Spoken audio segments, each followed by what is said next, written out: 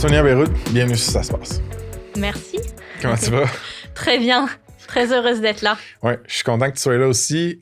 C'est beau de voir un peu le funnel à travers lequel notre relation a évolué, c'est-à-dire purement numérique, LinkedIn, inconnu à crime. On fait un vrai podcast en vraie vie ensemble. Fait que je demande tout le temps aux invités de raconter un peu comment on s'est connus. Serais-tu game de le cadrer un peu? Oui, absolument.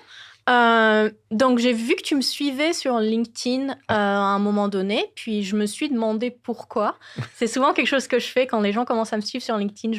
Je regarde un petit peu leur parcours, etc. Et puis, je pense quelques semaines après, tu m'as envoyé un message privé pour me demander si j'étais game d'être sur ton podcast. Ouais. En fait, j'ai fait pire que ça. Ouais, c'est ça. C'est que 2 secondes après, tu as même fait une annonce publique où tu as posté pour me demander si j'étais game ou pas. Puis, ouais. Mais ça a l'air que je fais rarement ça parce que c'est comme... C'est hit or miss, right? C'est-à-dire que faire une invitation publique devant tout le monde, ça met l'autre personne dans une position des fois de genre... Ben écoute, si j'ai aucune idée t'es qui ou ça m'intéresse absolument pas, ça va être un petit peu awkward pour moi de dire non. Mais là, ça faisait beaucoup de contenu que tu sortais sur LinkedIn que j'étais comme... Chris, c'est exactement le genre de content en marketing que la majorité des marketeurs ou des founders qui font du marketing en SaaS auraient besoin de consommer, puis lire, puis catcher. C'est le genre d'expert que j'aimerais savoir sur le show. Je t'avais DM un petit peu. Fait que là, je t'ai juste envoyé une fleur en faisant genre « Hey, le content que cette fille-là sort, c'est de la bombe, vraiment killer, vous devriez suivre ça. » By the way, Sonia, la porte est ouverte pour venir sur le pod si tu veux. Mais ouais, c'est pas un move que je pull, ça. C'est vrai, je suis encore plus honorée alors que tu l'as fait pour moi. Ouais. Non, vraiment. Puis c'est le fun d'avoir l'opportunité de geeker sur une dimension spécifique de tout ce monde-là qui est très, pas complexe, mais riche, mettons. Puis là, de dire, aujourd'hui, on parle de marketing. Fait qu'on va le faire à travers ta carrière, à travers des bons coups, des mauvais coups, un paquet de trucs. Aujourd'hui, si tu avais à te décrire là, en 2-3 lignes pour que les gens catchent un peu tes qui, comment tu me compterais ça? Alors, je fais du marketing numérique depuis 12 ans à peu près. Puis, je suis passée pas mal par tout. J'ai eu des postes chez l'annonceur, des postes en agence. Il y a 3 ans, je me suis lancée à mon compte. Donc, depuis, je suis consultante indépendante. J'ai eu des postes de généraliste, j'ai eu des postes de spécialiste, j'ai eu des postes de gestion. Donc, j'ai vraiment couvert un peu tout le champ des possibles en marketing numérique. Voilà, c'est ça que je dirais sur moi. OK. Est-ce que tu as travaillé avec des compagnies de tech, avec des SaaS? Ouais, j'ai travaillé avec différents types de compagnies, mais là, plus récemment, dans les dernières années, j'ai travaillé beaucoup plus avec des compagnies tech. Nice. B2B, B2C. As-tu des exemples? Ouais, je peux te donner un exemple. Donc, un de mes clients actuels, avec lequel j'aime beaucoup travailler, c'est un SaaS B2C. Souvent, quand on dit SaaS, on pense B2B, mais il y en a aussi en B2C, il ne faut pas l'oublier. Absolument. C'est un client aux États-Unis qui s'appelle Dovely, qui est spécialisé, en fait. Ils ont une app, ils ont aussi une application desktop mobile. Ouais. Dans l'industrie du crédit. Donc, ça a été fondé par 2 immigrants qui, en fait, 2 enfants d'immigrants qui, eux, ont vu leurs parents avoir du mal avec le crédit, comprendre le système de crédit aux États-Unis, puis ils se sont rendus compte qu'il y avait même des millions d'Américains qui n'avaient aucune idée comment ça fonctionne le crédit jusqu'à ce qu'ils aient un problème. Donc, ils ont développé un... engine, qui est leur engine à eux, qui utilise l'intelligence artificielle pour analyser ton profil de crédit puis te faire des recommandations que tu approuves pour améliorer ton score de crédit. Très cool. Donc ça, c'est un des clients, donc B2C. Un qui est B2B, qui est un client québécois qui s'appelle Kickflip, que tu connais sans doute déjà. On salue Renaud Teasdale, qui est venu sur le pod d'ailleurs. Ouais, et qui est un excellent CEO, une personne avec laquelle j'aime vraiment travailler. Nice.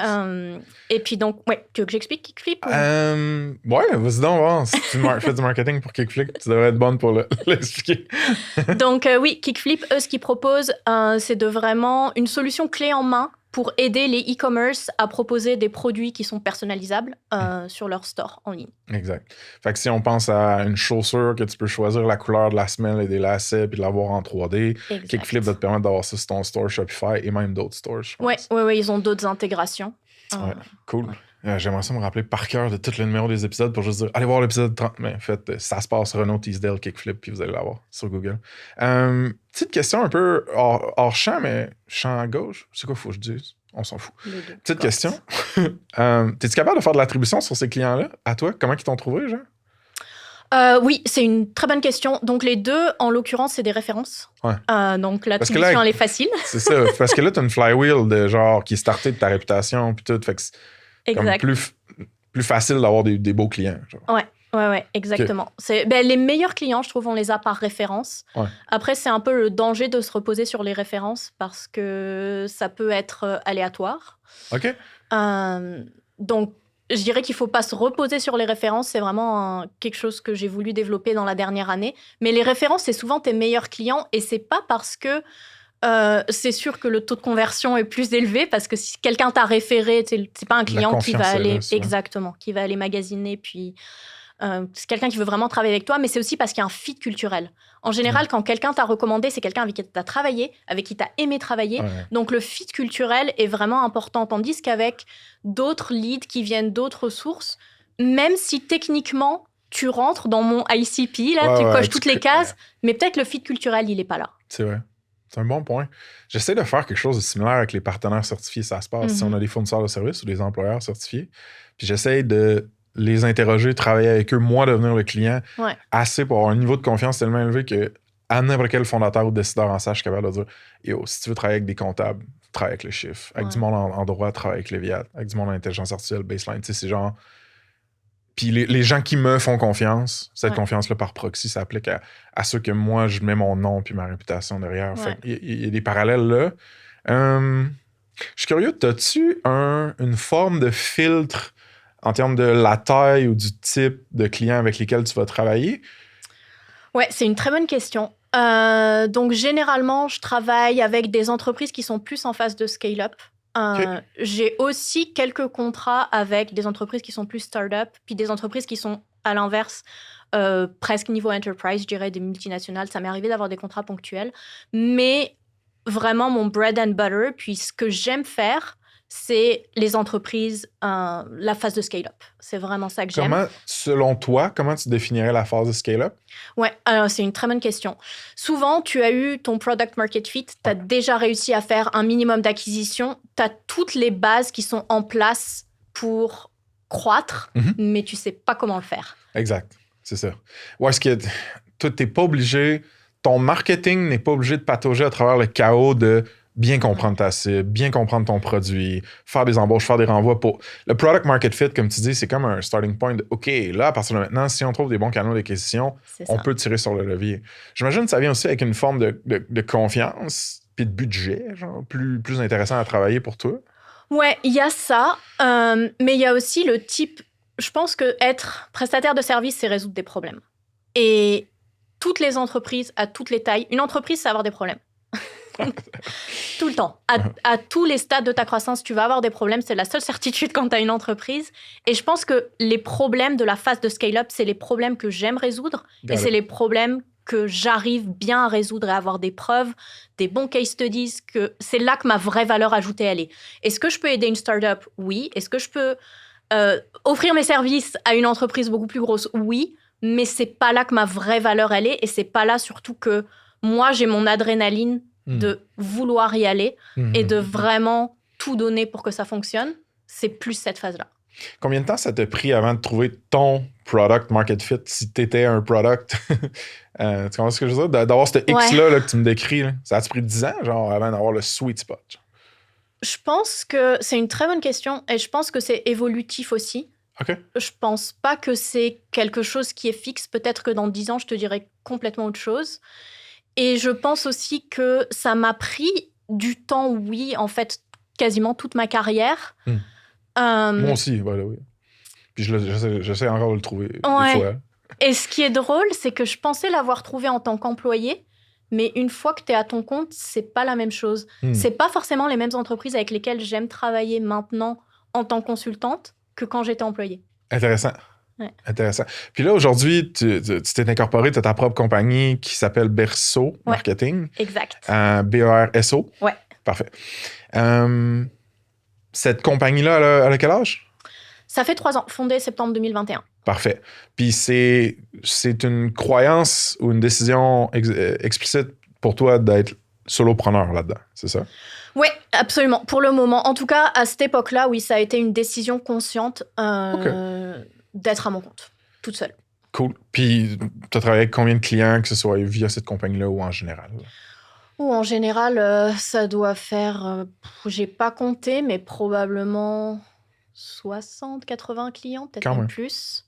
Quand même. Et depuis... Avec un penchant tech plus dans les dernières années, j'imagine? Dans les dernières années, oui, mais sur toute ma vie, non, pas forcément. J'ai vraiment travaillé avec du B2C, du B2B. J'ai fait beaucoup d'e-commerce pendant un temps. OK. À l'époque où le e-commerce avait le vent en poupe, j'ai fait énormément de e-commerce. Tech, ça s'est développé plus dans les dernières années. Très cool. Ben, remontons d'abord à ces premières années-là. Quand est-ce que tu tombes dans le marketing? Genre, ton starting point de carrière, il est en France, right? Ouais, exact. Là, je me rappelle plus comment ça fonctionne, votre université versus la nôtre ou whatever. Tu gradues de quelque chose. Tu gradues de quoi? Alors, est-ce que tu gradues de cours, en fait? C'est une assumption, genre, je m'en fous que tu aies gradué ou pas, personnellement. Non, en fait, j'ai gradué dans une discipline complètement différente. J'ai fait tout mon cursus universitaire en biologie, en physiologie, biologie cellulaire, plus précisément. Et donc, ma carrière, finalement, je l'ai commencée en laboratoire de recherche. OK. Et là, très rapidement, stage de fin d'études.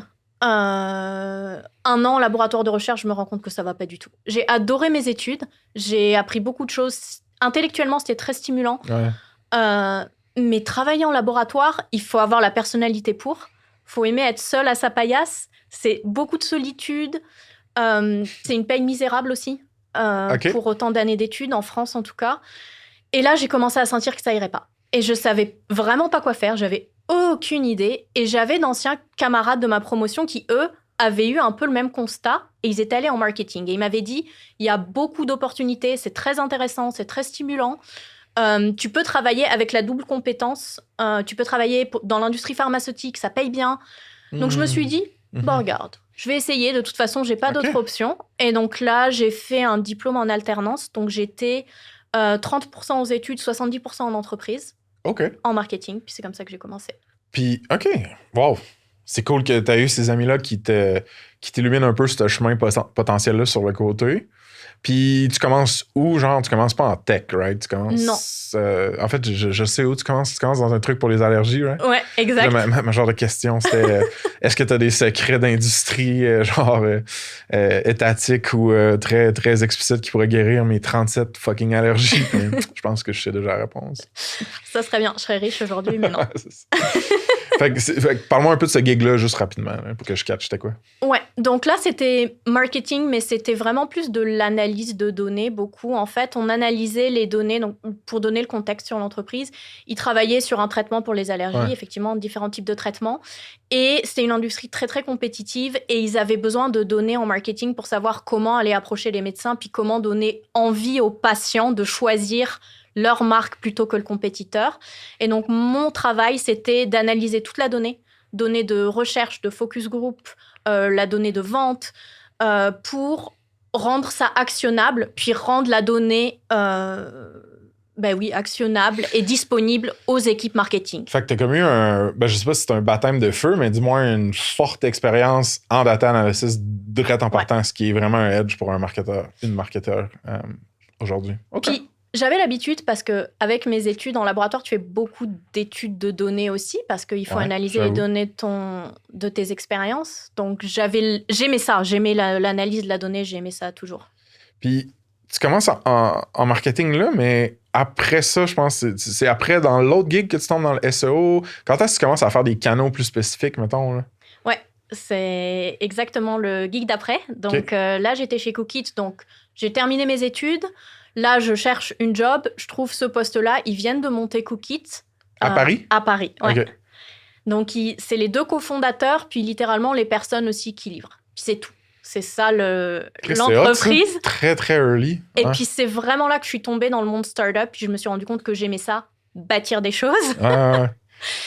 Et c'est comme ça que je suis tombée dans le SEO. Pas directement pour Cookit, mais finalement, moi, je suis arrivée junior. Je connais rien au numérique. Je faisais de l'analyse de données avant. Et puis, les deux cofondateurs, ils avaient besoin de se libérer du temps. Et ils m'ont un peu pitché avec tout ce qu'il y avait à faire sur le site web. Donc, ils m'ont dit, voilà, il va falloir publier 2 blogs par semaine. Il va falloir mettre à jour ça sur le site. Moi, j'étais là, c'était un WordPress. c'est facile, basique, mais pour moi, à l'époque, j'ai jamais été dans le back-end d'un site, j'ai aucune Moi idée. Aussi, ça me rappelle quand je commençais. Puis, ils m'ont pitché là-dedans, puis c'était comme, vas-y, c'est ta job, puis bonne chance. Et j'espère que je ne les fais pas paraître mal, mais tu sais, c'est ça le monde de la startup aussi, exact, là. Oui, et je comprends parfaitement, j'aurais été à leur place, j'aurais fait la même chose. Mais je me suis dit, bon, bah, c'est à toi de figure out qu'est-ce que tu dois faire. Et je me suis dit, c'est pas vrai que je vais publier des choses sur le site de la compagnie alors que je sais même pas comment faire. Il faut que j'ai mon propre site.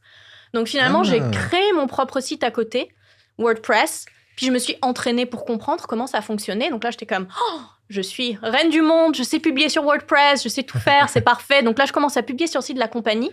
Puis je fais vraiment mes blog posts régulièrement, toutes les semaines, etc. Puis ça ramène 0 trafic. Et là, ça me frustre.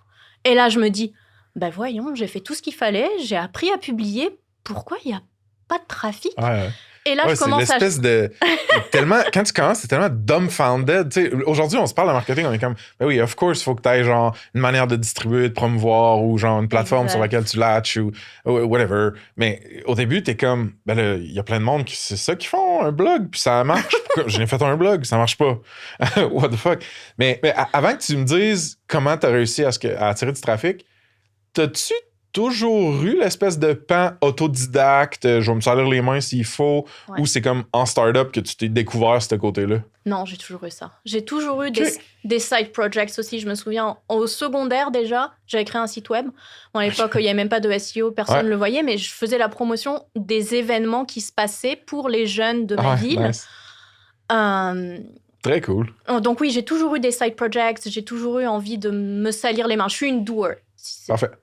Fait que là, tu te rends compte que tu catches comment publier sur WordPress, sortir des articles de blog, t'aimerais bien ça qu'il y ait plein de trafic, mais il n'y a personne qui lit tes posts. Fait que qu'est-ce qui se passe après? Donc là, je fais des recherches, puis je me dis, tiens, SEO, ça a l'air d'être la réponse à ma question. Et là, à nouveau, je me dis, je vais pas faire ça sur le site de la compagnie, j'ai aucune idée de ce que je fais.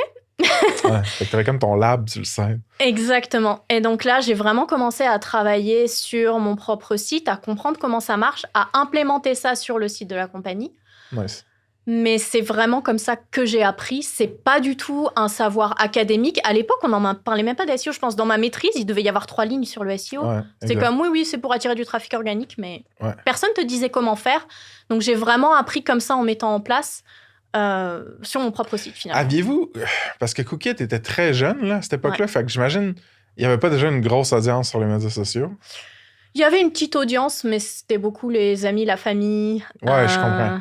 Fait que, tu sais, pour toi, est-ce que... je suis curieux de savoir pourquoi tu t'es pas dit je vais exploser l'audience des médias sociaux, comme ça, il y a un pourcentage de ça qui va lire mes blog posts et voilà, j'ai mon trafic.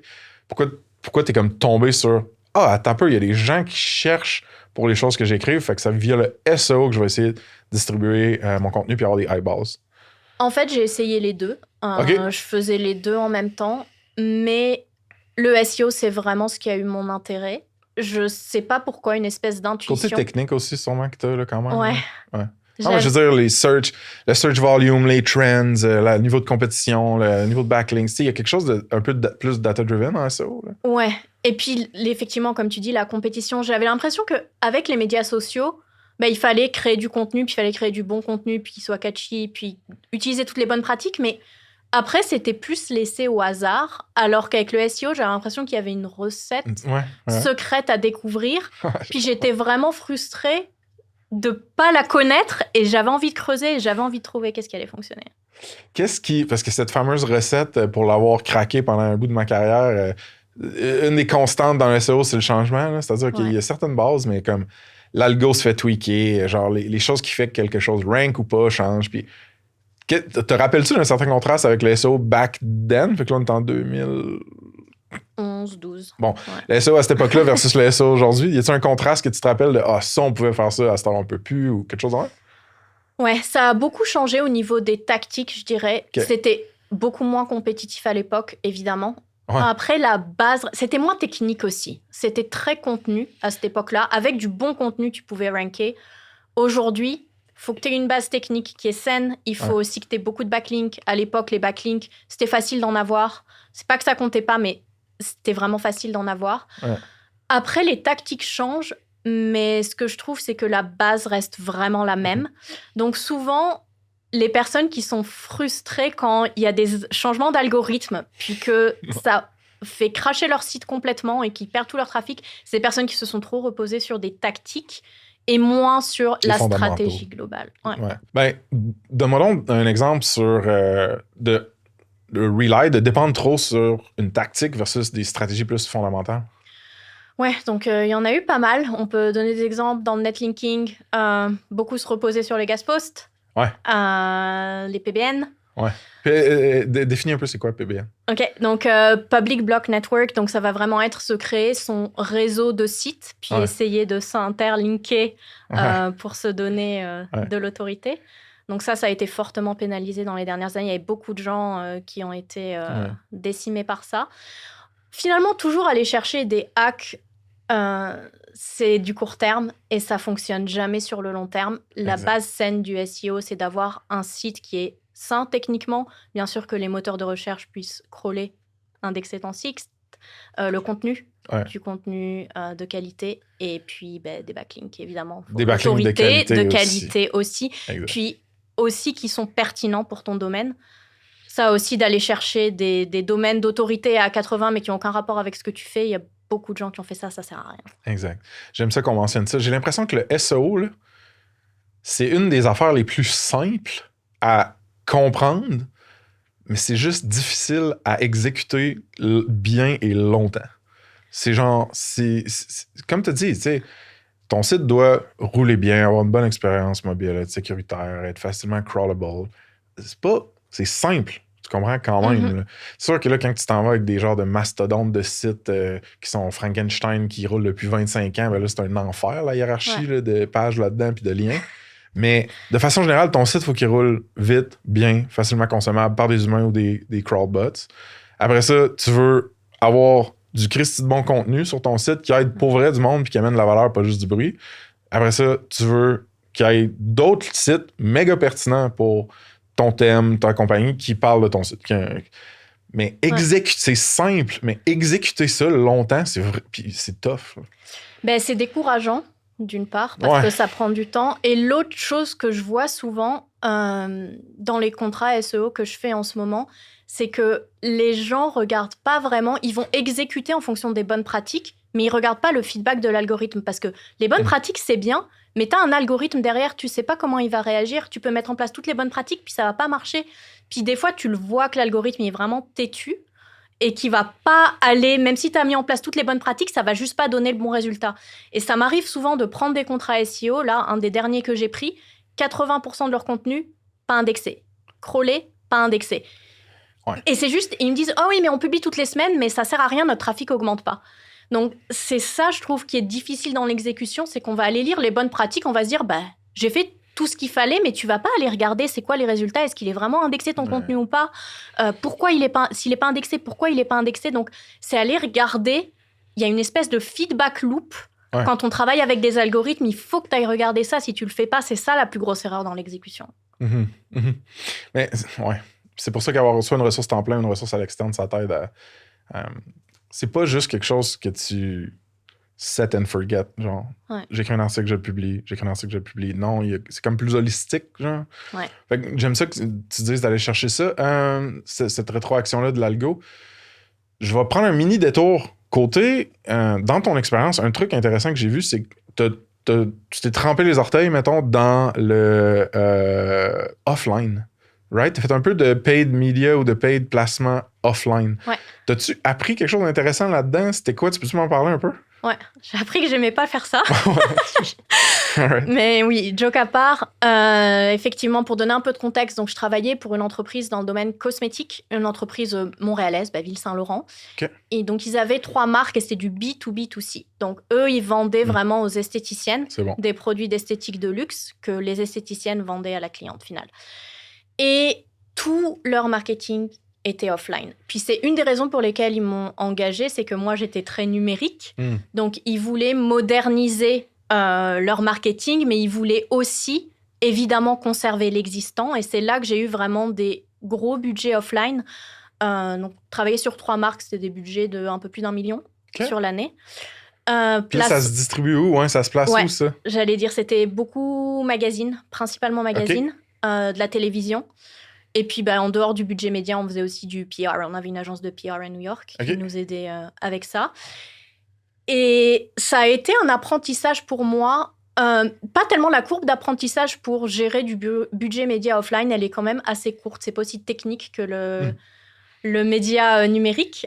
Donc, la courbe d'apprentissage, elle n'était pas si longue, mais ça m'a vraiment appris à penser différemment. Parce que moi, je venais de start-up numérique. Donc, pour moi, c'était ce qui n'est pas dans Google Analytics. Ça n'existe pas. Ça, c'est jamais arrivé.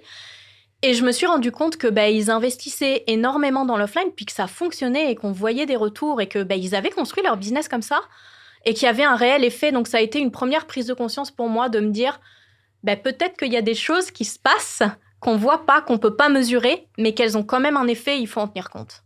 Très cool. Puis ça te frustrait un petit peu de ne pas être capable de faire une attribution puis un chemin logique de dollars dépensés, comment ensuite le comportement du consommateur arrive à de leur ramener, genre? Ouais, énormément. Je pense que ça me mettait mal à l'aise aussi parce que j'avais été habituée à tout mesurer. Et là, j'étais dans une zone inconfortable où j'étais comme, je le fais, mais je sais pas ce que c'est le retour sur investissement. J'avais l'impression d'une perte de contrôle, mais c'est un passage obligé parce que je pense pas qu'on puisse... Si on se cantonne on se limite vraiment à ce qui est mesurable, à ce qu'on peut mesurer, on atteint toujours un plafond de croissance. Tu peux pas croître au-delà d'un certain stade si tu te limites à uniquement ce que tu peux mesurer. C'est vraiment un frein. C'est une excellente manière de le présenter. Je pense que je suis intuitivement d'accord. Mon réflexe, ça serait de te dire, as-tu l'impression que ça limite un peu ou pas ça dénigre, mais ça diminue l'impact que toi, ton travail peut avoir? Ou au contraire, dans ton travail, tu vas dire, il y a des choses que je vais suggérer et faire qui ne seront pas nécessairement mesurables, mais ne vous inquiétez point, il y a un paquet d'autres choses qui vont l'être, donc qui vont vous donner une confiance de déployer votre capital parce qu'il y aura un mesure de retour. C'est-tu à peu près de même que tu le présentes, tu sais, ou à tes clients? Ouais. OK. Ouais, absolument. Puis, je pense que c'est vraiment... C'est très politique quand on en arrive à ce stade-là et ça va demander beaucoup de confiance. Et je pense que les entreprises où j'ai vu où c'était vraiment implanté, il y a eu des effets même au-delà de ce que j'attendais. Mais ça prend un CMO, un CEO qui vont croire en ça. Ouais. Et ça prend énormément de temps à développer. Si tu le présentes, même si tu le présentes bien, il faut que ça fasse son chemin. En particulier dans l'industrie numérique et donc en tech aussi, beaucoup, qui repose beaucoup sur le numérique. Parce qu'il y a cette espèce de postulat qu'il faut pouvoir tout mesurer et puis que sinon, c'est des dollars qui sont gaspillés. Et d'aller à l'encontre de ce postulat-là, c'est très difficile. Souvent aussi, quand la croissance s'est faite avec que des choses mesurables, et c'est normal qu'en début de croissance, on arrive à tout mesurer. Mais rendu à un certain stade, quand tu as 10 channels et que tu dépenses des millions de dollars sur beaucoup de canaux d'acquisition, c'est pas possible de tout mesurer. As-tu des exemples d'activités marketing non mesurables ou difficilement mesurables qui souvent fonctionnent ou génèrent des résultats intéressants? Ouais, c'est une bonne question. Ça dépend beaucoup des industries, mais je dirais, par exemple, en B2B, ce que je vois beaucoup fonctionner, c'est les podcasts. Fonctionnent énormément, c'est pas toujours mesurable à retomber. C'est très vrai. Les réseaux sociaux aussi. LinkedIn, ça fonctionne extrêmement bien, mais c'est très difficile à mesurer. Et ça, je le vois même moi dans mon acquisition client, je le savais déjà avant. Mais souvent, quand quelqu'un me contacte après m'avoir vu sur LinkedIn, je vais lui demander qu'est-ce qui t'a donné envie de me contacter, etc. Puis il me raconte un peu comment ils en sont arrivés à me contacter. Et des fois, ils me disent mais ça fait X temps que je te suis, puis je screenshotais tes posts pour me souvenir de toi. Comment tu mesures quelqu'un qui screenshot tes posts? Je comprends. Donc, moi, à mon échelle, j'arrive à le mesurer parce que j'ai cette conversation, mais à l'échelle d'une compagnie où tu as autant de points de contact... Oui, mais tu donnes... OK, prenons une startup qui est plus petite, puis qui est peut-être plus encore dans une phase de « do things that don't scale ». Ouais. Ou même plus grosse. Mon idée, c'est la suivante. Aller augmenter la qualité de ton attribution avec des méthodes un petit peu manuelles ou des méthodes de récolter l'information, la demander explicitement à des gens, ça se fait. Ouais. Ça se fait dans ton app SaaS. Ça se fait avec tes calls, avec tes sales exec, avec tes customer success. Ça se met dans les emails que tu envoies. Tu peux genre enrichir l'attribution de ton marketing en le demandant explicitement où est-ce que tu as découvert ce produit-là, pourquoi tu l'as utilisé, sur quel canal tu nous as vu en premier, tout ça. Fait que ça, c'est un des trucs que souvent je dis aux founders, c'est genre, tu sais, il y a manière d'avoir un proxy de si t'as aucun... Mettons quelqu'un qui est vraiment genre nazi sur les... Genre, je veux rien tracker, je veux pas de cookies nulle part, tout ça. OK, ben, si tu demandes poliment à ton client te dire où est-ce qu'il t'a trouvé, ça, t'es à l'aise. Ouais, OK, ben, on en a un, le proxy d'attribution. C'est pas parfait, mais comme... Puis c'est un peu ça que tu fais avec toi, ton inbound qui vient. Et t'as raison, et c'est une des choses... je dis souvent, c'est pas parce que l'attribution est pas parfaite que c'est une excuse pour YOLO puis rien mesurer. Ouais, ben ça, c'était un des posts que t'as fait que moi, que j'ai beaucoup aimé. Ouais. Merci. Et je pense que oui, il faut essayer de mesurer. Donc, t'as des outils aussi d'attribution tierce partie. Ouais. Mais le problème que je vois souvent dans les entreprises, c'est que rien ne va raconter la même histoire. Et c'est là où les gens bloquent. C'est qu'à un moment, tu te retrouves dans un meeting avec des exécutifs et t'as ton CFO qui va dire « Ouais, mais l'histoire là, puis l'histoire là, puis l'histoire là, c'est pas la même. » Alors, c'est toute de la bullshit. Exact. Ou alors... Ça sert à rien de tracker. Exactement. Ouais. Soit ça, soit alors, je crois à aucune de tes histoires parce qu'elles sont trop différentes. Donc, ces mesures-là, il faut les utiliser, mais après, ça prend vraiment quelqu'un au sein de l'entreprise qui va tenir son bout, qui va essayer de prouver avec des case studies que ça fonctionne. Mais ça prend de la confiance, puis ça prend au niveau exécutif une décision, puis une décision de on s'y tient pendant 12 mois, puis on voit qu'est-ce que c'est les impacts. Là, j'hésite en genre, est-ce qu'on double-clique sur l'attribution tout de suite? Non. Je vais le mettre, je le parque, je le bookmark, puis on y revient, parce que je vais vouloir vraiment plus creuser que ça. Mais c'est un bon preview pour l'attribution. Puis aussi, tu as mentionné une composante genre humaine de tout ça, c'est-à-dire une certaine foi ou une certaine patience peut-être par rapport à l'attribution. Je suis curieux par contre de savoir quand est-ce que toi, tu as fait le move vers le Québec? Genre ta transition Paris-Montréal, ça s'est passé comment ça? Ouais, donc c'était entre Cookit et l'entreprise de cosmétiques. C'est là que... OK. Ouais, c'est là que je suis venue à Montréal. Puis une des raisons pourquoi je pose cette question-là, c'est de voir la culture française en termes de, je sais pas, culture de marketing ou à la limite même culture data-driven ou pas. C'était-tu différent de la culture québécoise quand tu as été dans différentes entreprises? Non, c'était très data-driven aussi. Les deux? Ouais, les deux. OK. Ce qui était différent, c'était plus la hiérarchie. Plus fort en France? Ouais. Ouais, un petit peu. Moi, c'est une des choses, je dis souvent que j'ai eu mon éducation en France, mais ma carrière, je la dois au Québec. Ce que j'aime dans les entreprises québécoises, c'est qu'on va te donner ta chance. C'est fais tes preuves. Si tu fais tes preuves, on va t'en donner plus, puis on va te donner des responsabilités. Okay. En France, la méritocratie, c'est pas trop le système, c'est plus, il faut que tu attendes d'avoir tel âge pour avoir des responsabilités, il faut que tu attendes d'avoir telle et telle expérience. C'est très académique. Ouais, un peu plus, même si j'étais pas cynique, mais plus archaïque peut-être. Ouais, psychorigide aussi. Psychorigide. Ouais, tu peux le dire, je me vexe pas. Ouais, c'est ça. OK, fait que là, toi, tu goûtes à justement des défis puis des professions au Québec, tu tripes, tu décides de rester au Québec. C'est quoi le prochain gig que tu fais après la cosmétique où est-ce qu'il y a eu un petit peu d'offline? Ouais, c'est là que je commence à travailler en agence. OK. Ouais. Super. Parle-moi de ça. C'était quoi l'agence? C'est-tu là aussi que tu commences à être plus gestionnaire? Ouais, c'est là que j'ai commencé à être gestionnaire, effectivement. Donc, l'agence, c'était Ressac. Puis, moi, j'étais directrice du contenu. OK. Ça veut dire quoi? Ouais, bonne question. Donc, en fait, j'étais en charge de l'équipe de création de contenu. Donc, on mettait en place toute la stratégie de contenu pour nos clients. C'était beaucoup réseaux sociaux à cette époque-là. C'était la nature des clients. Il y avait d'autres types de contenus aussi, des infolettres.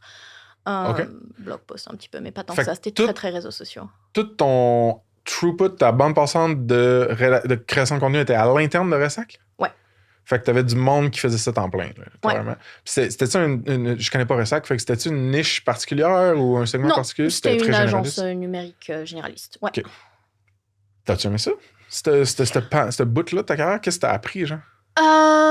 C'était ma première expérience de gestionnaire. Donc ça, j'ai vraiment aimé ça, cette expérience-là. Ouais, okay. J'ai aimé avoir l'opportunité de le faire. J'y avais jamais pensé avant que j'allais devenir gestionnaire. Dans le fond, moi, ce que je pensais avant, c'est que les gestionnaires, ils font pas grand-chose. Et le jour où je suis devenue gestionnaire, je me suis dit, oh, c'est pas du tout ça que je pensais. Donc ça m'a donné une première expérience, mais c'est pas tellement là que j'ai vraiment développé mes capacités en gestion. Ça m'a donné le goût de la gestion, mais c'est pas là que j'ai eu ma plus grosse expérience de gestion. C'était une petite équipe. On était, selon les moments, entre 3 et 5 personnes à peu près. C'est vraiment l'étape d'après où j'ai beaucoup plus eu ma grosse expérience en gestion. C'était quoi l'étape d'après? Empower, donc qui était aussi une agence numérique. Et eux, ils étaient vraiment spécialisés dans les petites entreprises. Donc eux, leur vision, c'était que les petites entreprises, puis quand je dis petites entreprises, c'est très, très petites entreprises, étaient mal servies par les agences. Elles étaient mal servies tout court en termes de prestations marketing parce que c'était trop cher, c'était pas abordable, etc. Donc eux, leur idée, c'était vraiment d'utiliser l'intelligence artificielle au maximum pour streamliner les processus, pour pouvoir faire des économies d'échelle et proposer des services à prix abordable aux petites entreprises. Mais là, à cette époque-là, c'était pas des large language models, là. Non. C'était genre data science type of stuff, c'était quoi? Ouais, c'était un modèle qui était développé à l'interne aussi. Il y avait une équipe dev à l'interne qui travaillait là-dessus. Je pense qu'ils étaient 8, peut-être 10. T'as dit, un peu plus tôt, je veux bandir là-dessus, t'as dit, quand j'étais plus jeune, peut-être un peu plus naïf par rapport à la gestion, je pensais que les gestionnaires, ça foutait presque rien, dans le fond, puisque ça générait pas de valeur. Comment est-ce que tu dirais qu'une gestionnaire, en marketing ou en général, génère de la valeur pour une compagnie? Ouais, c'est quoi être une bonne gestionnaire? Genre? C'est une excellente question. Moi, je pense que la gestion, c'est énormément d'humain, puis c'est de la facilitation. Facilitation. Ouais, c'est vraiment faciliter le travail de ton équipe. Et faciliter le travail de ton équipe, ça veut aussi dire pas se mettre en plein milieu. Donc, contrairement à ce qu'on pourrait penser, pas avoir trop les mains dans l'opérationnel. Je pense que c'est un des traits d'un très bon gestionnaire. Et c'est vraiment de les aider à avancer dans leurs tâches. C'est d'apporter aussi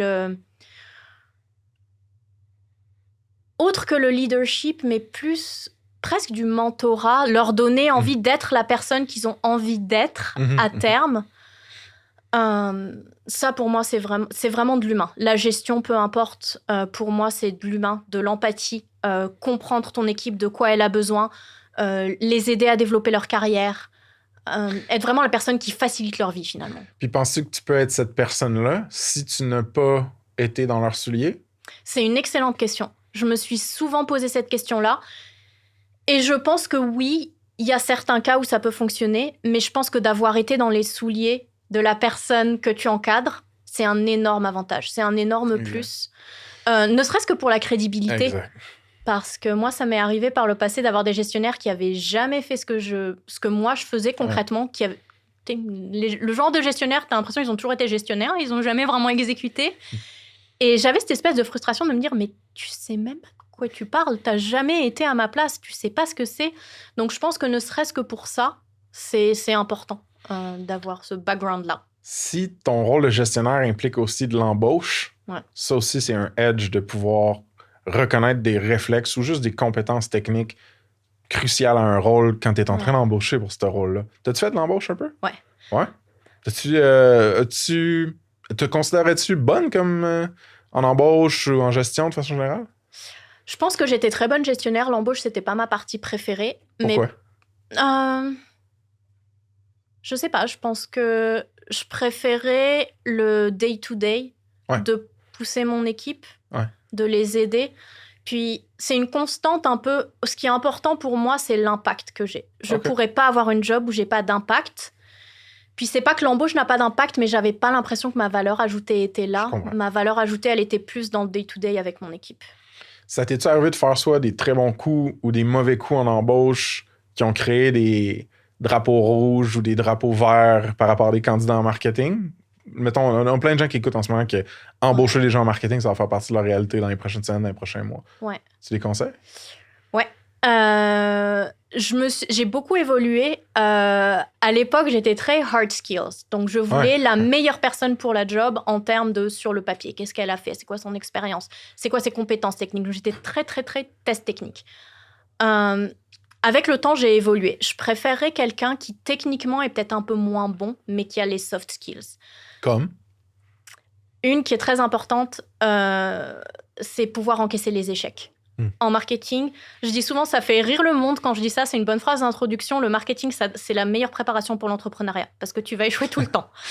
C'est bien. Tu vas essayer des choses, tu vas tester, ça va pas marcher, il va falloir que tu te décourages pas et que tu continues. Donc, quelqu'un qui n'arrive pas à encaisser les échecs, c'est quelqu'un qui va avoir beaucoup de mal en marketing parce que tu vas en avoir des échecs, puis il va falloir que tu arrives à les encaisser. Donc ça, c'est une première soft skill qui est vraiment importante. Moi, j'avais quand même de la misère à les encaisser, mais j'avais tellement le goût d'en avoir des victoires que j'étais comme, c'était pas ça, parfait, ça va être du fuel pour réussir à finalement faire de quoi qui marche. Je me disais, mon Dieu, je peux pas tout le temps failer. Ouais. Mais au début, j'ai failé longtemps. Là. Je savais pas ce que je faisais, j'avais pas de mentor. T'essayes des trucs parce que tu vois les compagnies le faire, tu te dis, je vais copier ça, peut-être bien que ça va marcher. OK. Fait que je suis curieux parce que là, tu sembles avoir eu une expérience généralement, un net positif pour la gestion, être en équipe, tout ça. Mais tu as quand même fait la décision d'être solopreneur, de rouler solo. Ça veut-tu dire qu'il y a des choses dans être solo qui sont tellement importantes pour toi qu'elles sont plus pesantes que les choses qui viennent avec genre une équipe ou être gestionnaire, tout ça? Ouais, c'est une très bonne question. Effectivement, j'ai aimé mon expérience de gestion, mais je trouve que le middle management, c'est extrêmement difficile. Parce que, surtout pour quelqu'un qui a ma personnalité, moi, je suis une people pleaser, je veux avoir un impact, je veux que tout le monde soit content. Puis là, tu te retrouves toujours pogné entre ton équipe puis les décisions au-dessus de toi avec lesquelles tu es d'accord, tu n'es pas d'accord, mais tu dois les supporter pareil parce que c'est ton rôle. Et ça, j'ai trouvé ça psychologiquement extrêmement difficile. Il y avait des moments, je dormais mal la nuit. C'en était à ce point-là. Et au bout de quelques années, ça m'a fatiguée. J'avais l'impression d'avoir un impact, mais j'avais aussi l'impact sur ma vie et sur ma psychologie, là, qui était sur mon bien-être, qui était important. Et j'avais envie d'essayer autre chose, mais j'ai jamais pensé être solopreneur. C'est arrivé un petit peu par hasard. OK. Donc, dans le fond, à cette époque-là, c'était plein Covid. Je travaillais en agence, j'étais gestionnaire. Et beaucoup de demandes on the side, beaucoup de e-commerce. C'est là que j'ai beaucoup travaillé avec les e-commerce parce que eux, leur activité se développait, puis ils avaient besoin de quelqu'un pour les aider à développer cette activité-là. Et au début, je l'ai fait comme ça, on the side, en me disant, ça va me payer un resto. Hein, c'est juste, comme je disais, j'ai toujours eu des side projects, c'en était un, comme tous les autres que j'ai eu avant. Et puis, au bout d'un moment, je me suis rendu compte que j'aimais ça. Et je faisais ça sur mes week-ends. Et les week-ends, j'étais plus heureuse que la semaine dans mon job. Okay. Et là, je me suis dit, OK, il y a peut-être quelque chose que j'ai manqué. Il y a peut-être une raison. Donc, j'aimerais explorer ça. Et j'ai vraiment hésité pendant longtemps où je me suis dit, c'est quand même un risque. J'ai un beau poste de gestionnaire. L'entreprise était en pleine croissance.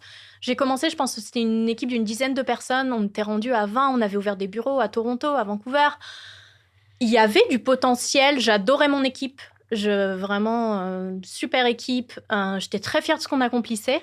Donc, il y a eu une grosse hésitation. À un moment donné, je me suis dit, mais si j'essaye pas, je vais jamais savoir si ça me plaît ou pas. OK. Et je me suis lancée. Puis finalement, 3 mois, j'avais remplacé mon salaire. En 6 mois, je l'avais doublé. Et ça a continué comme ça. Est-ce que c'est la liberté de choisir plus directement le type de projet qui te font vraiment triper, qui amène ce bonheur-là, le fait que tu étais plus heureuse, c'est ça? C'est juste la liberté, genre, mobile, nomade, horaire. C'est quoi qui te fait triper? Ouais, donc la liberté horaire, etc., je l'avais déjà pas mal. Bon, évidemment, il y a toujours les meetings, mais on travaillait d'où on voulait. Les horaires étaient quand même flexibles. Mais par contre, la liberté de choisir avec qui tu travailles, ça a été un gros point. Ouais. Et ça a été aussi faire plus de ce que j'aimais et moins de ce que j'aimais pas, notamment de la politique. Ouais. Il y a des gens qui font ça très bien, il y a des gens qui s'épanouissent là-dedans, puis je juge absolument pas. Mais moi, la politique, j'aime pas ça. Moi, comme je le disais, je suis une doer. J'ai besoin que les choses avancent. Puis quand on passe des heures en meeting, puis qu'on n'a pas pris de décision, ça me frustre. Et j'avais besoin de retrouver cette envie de faire les choses, puis d'être vraiment plus en position d'action. OK. Super. Là, j'ai le goût qu'on mette notre chapeau plus tactique puis qu'on creuse vraiment dans le marketing pratique, mettons. Je veux qu'on prenne 2 dimensions. Une qui est le paid, principalement au niveau des publicités. Là. Fait qu'on pense à Meta, Google Ads ou d'autres plateformes que toi, tu connaîtrais et utiliserais, mais c'est pas souvent les principales pour les B2B SaaS, mettons. L'autre dimension, organique. Donc, souvent, contenu marketing et SEO. Appelons ça ces 2 grosses dimensions-là. Y a-tu des do's and don'ts? Y a-tu des bons coups, mauvais coups que tu peux partager dans chacune de ces dimensions-là qui pourraient un petit peu fire up le cerveau, soit de des marketeurs ou des fondateurs qui doivent faire du marketing en SaaS? Ouais. On va commencer par le paid. OK. Une des choses fondamentales que je vois souvent négligées, c'est le suivi des conversions. Le suivi des conversions, dans le fond, c'est d'aller renvoyer à la plateforme publicitaire les actions qui se sont passées, qui se sont produites, peu importe ce que c'est, un MQL, SQL, etc. Donc, renvoyer... MQL, SQL, excuse-moi, c'est Marketing Qualified Lead ou Sales Qualified Lead. Fait que quand le but de la publicité, c'est de générer des clients potentiels pour que les vendeurs ensuite close, c'est les acronymes qu'on va utiliser pour identifier si, oui, ça, c'est une personne potentiellement intéressante. Le marketing dit oui, ensuite les ventes disent oui, puis ensuite, il essaie de closer. Juste pour les gens qui sont plus juniors. Ouais, excuse-moi, j'aurais dû... c'est pas sur toi, inquiète pas. OK. Vas-y. Mais oui, dans le fond, d'aller remonter cette information-là aux plateformes publicitaires, c'est souvent négligé parce que la réponse qu'on me dit souvent, c'est « Ouais, mais j'ai ça dans mon CRM, je sais d'où ça vient, j'ai pas besoin de remonter l'information dans la plateforme publicitaire. » Énorme erreur. Parce que les plateformes publicitaires, aujourd'hui, vont donner plus de poids aux données. Ça fonctionne avec des algorithmes. Avant, il y avait du ciblage qui était très granulaire, qu'on pouvait aller faire. Donc, finalement, l'action du media buyer, elle était très importante. C'est pas qu'aujourd'hui l'action est pas importante, mais si t'as pas la bonne donnée, c'est vraiment ça qui va nourrir l'algorithme, lui donner la donnée dont il a besoin pour aller trouver les bons profils dans ton ciblage. Fait que Sonia, de façon vulgaire, est-ce que ça pourrait vouloir dire, mettons, aller dire à Meta Ads que, hey, ces clics-là, là, eux, c'est devenu des vrais clients ou des clients très, très potentiels pour moi. Amène-moi en plus de même. Mettons. C'est exactement ça. OK. Exactement ça. Comment tu fais ça? C'est-tu genre bien technique, bien compliqué? Ouais, c'est un peu technique. Okay. Il faut le mettre en place. C'est moins technique pour les sites web, pour les apps, c'est vraiment compliqué. Ouais. Parce que le site web, la majorité du behavior, du comportement, la data qui est générée sur le site web est plus facile à aller chercher, extraire, puis la repasser à, mettons, un annonceur comme Meta. Après ça, dans un site, dans une app, ben là, ça devient un peu plus complexe. Il y a un login, right? C'est protégé. Il faut que tu injectes de l'analytics dans ton app. Puis il faut que tu sois capable d'avoir un pipeline de data un petit peu plus sophistiqué, je pense, pour remonter. Ça se fait? Ouais, ça se fait, mais techniquement, effectivement, c'est plus compliqué. L'autre façon de le faire aussi, c'est les imports offline. Donc, tu vas chercher la donnée dans ton CRM, puis tu vas l'importer dans les plateformes publicitaires. OK, fait que tu fais comme un two-step, puis tu le fais avec genre un rituel récurrent à chaque temps temps, je fais ça, genre. Puis tu peux l'automatiser aussi avec Zapier et d'autres. Y a-tu un CRM? Parce que moi, j'ai jamais ou presque jamais travaillé avec des CRM, mettons. Fait que y a-tu un CRM que tu vois souvent dans les SaaS qui fait la job? C'est-tu un HubSpot? Souvent, HubSpot, c'est souvent celui que je vois, OK. Puis toi, tu trouves que c'est un outil qui fait tu serais à l'aise de le recommander? Ouais, moi j'aime bien HubSpot. Un autre que j'aime beaucoup, qui est moins connu, que certains de mes clients utilisent, mais c'est vraiment pas aussi connu qu'HubSpot, c'est Customer.io. Oui, je connais. C'est vraiment bon. Celui-là, moi j'aime beaucoup celui-là. OK. Puis ces CRM-là, eux, ils ont des intégrations déjà faites avec les systèmes de publicité, avec tes systèmes de BI ou d'analytics, mostly? Ou... Ouais, il y a des intégrations, mais elles sont pas toujours bonnes. Ah, OK. Donc, il faut faire attention. HubSpot, notamment, peut bugger pas mal. Okay. Mais il y a des moyens après de rapatrier la donnée toi-même, puis de l'automatiser, comme je disais, avec des plateformes externes comme Zapier ou Make aussi. OK. Oui. Fait que là, le insight, c'est hey, repasse ta donnée de conversion à ton algo de publicité, à la machine où est-ce que tu organises ta publicité. Ouais, dans le fond, c'est bien que toi, tu le saches, mais il faut que Meta, Google, etc. le sachent aussi. C'est ça, le insight. Ouais. Très cool. Fait que ça, c'est un don't plus, ou du moins une bonne pratique à adopter en paid. Y en a-tu d'autres qui te viennent en tête? Oui, donc suivi des conversions, très important. L'autre chose, c'est en lien un peu avec le suivi des conversions, c'est d'aller vraiment chercher le résultat le plus proche de la business. Pendant longtemps, je pense que... Qu'est-ce que ça veut dire? Ouais.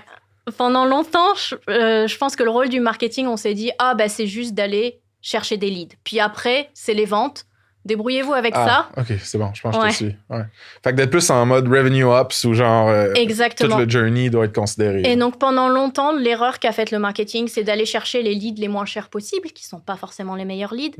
Donc, d'aller vraiment suivre la donnée jusqu'à l'événement qui est important pour toi, jusqu'à la vente, en termes de revenus.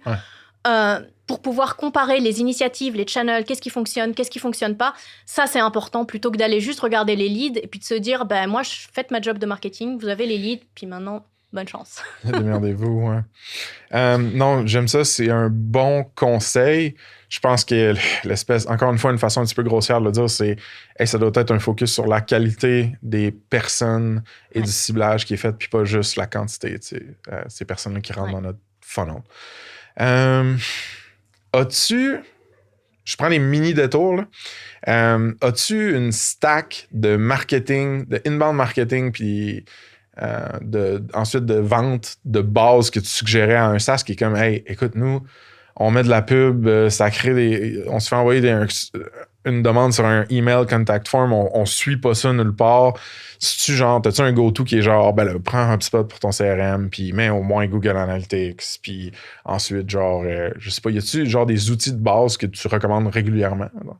Ouais, CRM, pour moi, c'est important. Après, souvent, en startup, ils n'ont pas toujours des CRM. De plus en plus, je le vois, ils n'en ont pas toujours. C'est possible de bricoler un genre de CRM pour un coût moins cher, mais il faut avoir la donnée quelque part, c'est certain. Même s'ils font pas de sales? Ouais. OK. C'est important. Explique-moi pourquoi.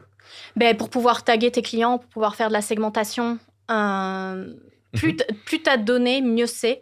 Et ta donnée client, c'est ta donnée la plus importante. Donc oui, même si tu fais pas de sales, j'ai beaucoup de clients qui sont SaaS qui font pas de sales après. La vente, elle se fait, je m'abonne en ligne et puis c'est tout. Self-serve, là. Ouais, exact. Et ils ont quand même des CRM et puis c'est vraiment très, très important d'avoir... Donne-moi un exemple d'information qui va vivre dans ce CRM-là pour du inbound marketing puis qui va permettre de prendre une bonne décision à l'équipe marketing. Ouais, donc ça va être la source d'arrivée, donc la source de trafic qui a généré cette personne-là. Ça peut être le type d'intérêt aussi. Donc souvent, j'ai des clients qui ont un onboarding form. Donc oui, tu t'abonnes tout de suite, mais après, tu as un onboarding form. Donc ça permet aussi de personnaliser l'expérience. Donc ça, c'est quelque chose qu'on va rentrer dans le CRM aussi. OK. Donc toute l'information que tu peux avoir quantitative, qualitative sur tes clients, plus que tu en as. Après, ça peut être très custom aussi, selon les... Ouais, nous, c'est ça, on n'avait pas de CRM, mais après, on avait... Nous, c'était quoi? Chez Snipcart, on avait Google Analytics pour tout ce qui se passait sur le site. Ensuite, ça bougeait sur Amplitude. Je sais pas si tu connais, ouais. Puis là, après ça, on avait travaillé à intégrer Amplitude non seulement avec Google Analytics, mais sur notre application web. Fait que on était capable de faire des liens, mettons, source d'une campagne, taux de conversion marketing, ensuite taux d'activation dans le produit, puis ensuite lifetime value ou genre churn. Puis après, même, je me rappelle, on a embauché un BI, un Business Intelligence guy. Puis là, après celui, il avait tout pipé plein de ça dans Power BI. Puis là, mais tu sais, c'était un clusterfuck, là, genre. Puis ça a pris 9 ans avant qu'on ait, genre, de la bonne data puis qu'on l'implémente. Mais je serais curieux de jouer plus avec un CRM, un HubSpot de ce monde pour voir au niveau inbound qu'est-ce que ça peut avoir de l'air. Puis, c'est intéressant ce que tu as mentionné, Amplitude, très important. Donc ça, je ne recommande pas forcément pour tout le monde. Mais si tu as une application mobile, c'est très important d'avoir une plateforme d'attribution, tierce partie. Donc, celle que je recommande, moi, c'est Singular. Mais après, il y en a d'autres qui existent aussi. Mais ça, c'est vraiment important parce que l'attribution dans les apps, c'est très, très compliqué dans les applications mobiles.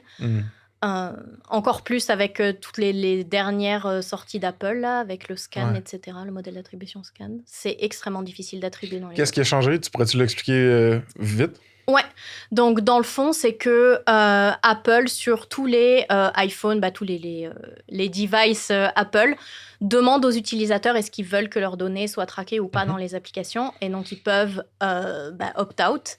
Et à partir de là, la donnée, elle n'est plus du tout traquée. Donc, ils ont sorti leur modèle d'attribution à eux. Donc, où il te renvoie une information à partir d'un certain volume. Donc, il faut que tu envoies que tu aies un certain nombre d'installations de ton application pour qu'il te renvoie des données. Mais c'est leurs données à eux. Et puis, c'est de la donnée anonymisée avec leur propre système. Mais dans ta plateforme à toi, tu ne vois plus rien du tout. Quelle est une manière de contrer ou circumvent ça, détourner ça? C'est d'avoir une tierce partie qui roule... et d'utiliser le modèle d'attribution de Apple. Ouais, exact. OK, fait que la donnée qu'Apple t'envoie rentre dans un singular de ce monde. Puis ensuite, tu peux jouer comme avec, puis il y a d'autres données ailleurs qui rentrent dans singular aussi, ou... Exactement. Donc, en fait, Apple... Singular, c'est-tu un point ou c'est ton hub final, mettons, dans ce cas-là? Non, en fait, il renvoie la donnée à Singular, puis ensuite, Singular va la renvoyer à la plateforme publicitaire. OK, c'est bon. C'est bon. Fait que le méta... Exactement. OK, intéressant. On passe-tu au organique? Ouais, si tu veux. Ouais, fait que des do's and don'ts qui te viennent en tête là, par rapport à soit au contenu marketing, soit au SEO, ou souvent les deux ensemble.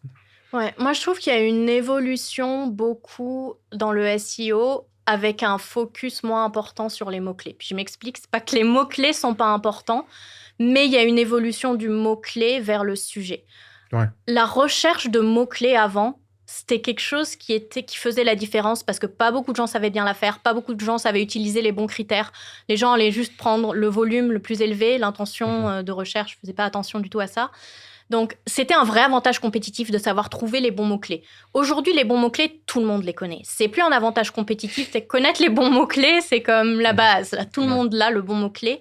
Donc, ça va vraiment d'aller penser en termes d'audience. Puis, je vais te donner un exemple avec les applications là dans le crédit, par exemple. Ouais.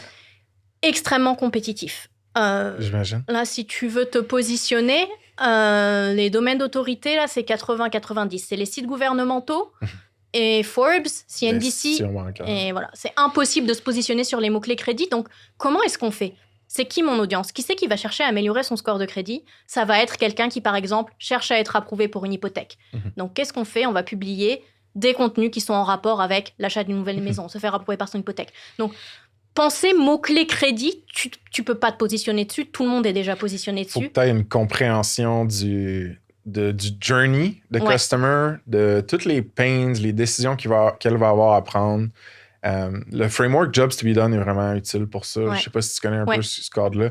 De comprendre vraiment la réalité informationnelle, puis décisionnelle, puis temporelle d'un client. Dans quel temps, dans quels environnements, quand il va chercher pourquoi, c'est quoi ses pains. Ça te permet de trouver des angles d'attaque en SEO qui sont pas aussi un pour un de je veux un service pour du crédit. OK, service de crédit, le mot-clé. Non, tu peux créer des contenus qui vont vraiment aider du monde. Qui sont comme orthogonales ou parallèles, ces contenus-là, à ton service, mais ensuite, ils vont découvrir ta marque, tu vas avoir des soft conversions, peut-être avec un newsletter, ou puis après, tu peux les rentrer dans ton funnel. Fait que c'est un excellent exemple, ça, je pense, de 12. Je me rappelle, par exemple, le keyword analysis, là, nous autres, chez Snipcart, on avait une formule qu'on avait développée nous autres mêmes. Là, c'était comme le volume, oui, mais la tendance. Fait que c'est-tu en positif ou en négatif. Ensuite, le keyword difficulty. Ensuite, y avait-tu, je pense qu'on avait cru que c'était genre, y a-tu vraiment des géants dans le top 3 qui sont très difficiles à déloger? Y a-tu du bruit sur le SERP? Right? Fait qu'il y a-tu plein de pubs, plein de SERP snippets ou de, comment t'appelles ça, knowledge graph? Tu sais, c'est-tu chargé, genre, mettons, le SERP? Puis on avait fait une genre de calcul de pondération dans Google Sheet qui te donnait un score de priorisation d'un keyword. Puis souvent, nous, on avait le temps d'aller courir après des long tails, fait que des plus petits mots-clés. Puis tu sais, ça marchait tempête, là. Et ça, c'est quelque chose que j'utilise toujours, ce genre de système de scoring. La chose que je rajouterais, c'est la position dans ton entonnoir de conversion aussi. Nous, on avait... C'était quoi? OK, ben, t'as-tu une suggestion sur le ratio top du funnel puis bottom du funnel de contenu? Puis je vais expliquer avant c'est quoi. Top du funnel, c'est quand tu parles d'un enjeu qui est pas intimement lié au produit que tu vends. OK? Fait que si, mettons, on vend... Qu'est-ce qu'on vend, nous autres, Sonia? Trouve-moi... Qu'est-ce qu'on vend? On vend un SaaS pour... on prend ton crédit, là, right? Okay. Bon. Plus haut que améliorer mon crédit, j'ai un paquet d'autres problèmes ou interrogations qui vont être pertinentes pour moi. Le plus haut, c'est peut-être, je sais pas, comme ma santé financière de façon générale ou comme aider mes enfants de façon générale, pour le futur de mes enfants ou whatever, l'économie en général. Ça peut être n'importe quoi, c'est très loin. Plus tu te rapproches, plus ça va être genre les trucs comme tu as dit. Fait que là, middle du funnel, tu vas avoir ben là, je veux une hypothèque. Je veux une hypothèque dans tel genre de région. Je veux une hypothèque à tel genre de moment. Les taux d'intérêt, c'est quoi? Puis là, tu descends. C'est quoi? Tu descends vers la précision qui est bottom of the funnel, fait que BOFU, qui est hey, j'ai besoin d'améliorer mon score de crédit. Moi, vers la fin, on faisait 70-30. 70% du contenu était top du funnel. Mm-hmm. Puis là, pour les gens qui écoutent et qui connaissent pas ça, c'est que le top du funnel, c'est vraiment large. C'est-à-dire que tu vas aller souvent chercher des intentions de recherche ou des mots-clés qui sont plus volumineux, fait qu'ils vont t'attirer plus de monde, mais c'est pas tout ce monde-là qui va descendre dans le funnel. Alors que le bottom du funnel, tu vas attirer bien moins de monde, mais là, ils sont prêts à acheter ou ils sont proches d'acheter. Mais nous, ce qu'on s'était rendu compte, c'est que même, nous, on était patients, on était bootstrapping, fait que la croissance n'avait pas besoin d'arriver comme ça, tu comprends? Fait que nous, on se rendait compte que le monde qu'on pognait en top de funnel, il générait les last sign-ups, là, je sais pas comment dire, les inscriptions finales, on en avait plus qui venaient quand ils nous découvraient du top que du bottom. Mm-hmm. Fait qu'on avait à peu près un 70-30 pour quand même essayer de pousser ceux qui viennent. Ça fait-tu du sens? Toi, comment tu vois ça? Ouais, je suis d'accord. C'est un bon ratio. Généralement, ça va dépendre aussi de ton industrie, le type de mots-clés que tu as. T'as raison. Mais ce que je recommande, c'est vraiment de commencer par le bottom of funnel puis d'étendre pour vraiment... C'est ça qu'on a fait. Ouais. Oh, ouais. C'est plus ça le... Pourquoi tu recommandes ça? Explique-le au monde, mettons. Je recommande ça parce que ça va être là où tu vas avoir le plus de résultats business. Donc, tu vas vouloir... Puis, ça va te prendre plus de temps de positionner dessus. Donc, tu vas commencer par ça parce que ça a le plus gros impact puis parce que ça va prendre le plus de temps d'apporter des résultats. Puis ensuite, tu vas aller étendre à plus du top of funnel pour étendre ton audience puis avoir des points de contact tout au long de ton funnel, en fait, avec les... C'est ça, pouvoir l'aider à tous les genres de décisions, de problèmes qu'il faut rencontrer avant le problème que ton produit règle. Puis ça, tu peux l'aider avec du contenu puis pas juste du software. Exact.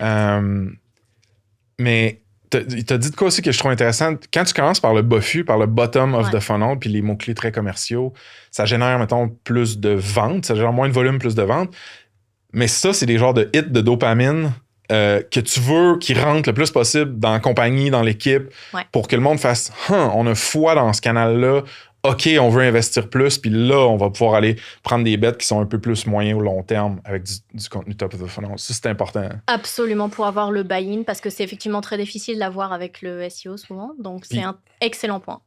Est-ce que tu as dû, pas défendre, mais vendre le SEO à des execs, des founders, même des gens en marketing? Moi, je l'ai vécu. On s'est fait acheter, nous autres, notre compagnie, puis il y avait une VP qui était super talentueuse, tout ça, mais elle avait vu des échecs de SEO et des gens pas bons nécessairement en SEO, puis elle avait une forte croyance que c'était de la bullshit, que ça marchait pas, que ça valait pas la peine de du cash. Puis moi, j'étais là, yo, ma business, on l'a monté au complet là-dessus, puis vous l'avez acheté, ma business. Vous avez même trouvé sa Snipcart via un blog post, fait que ça marche, là.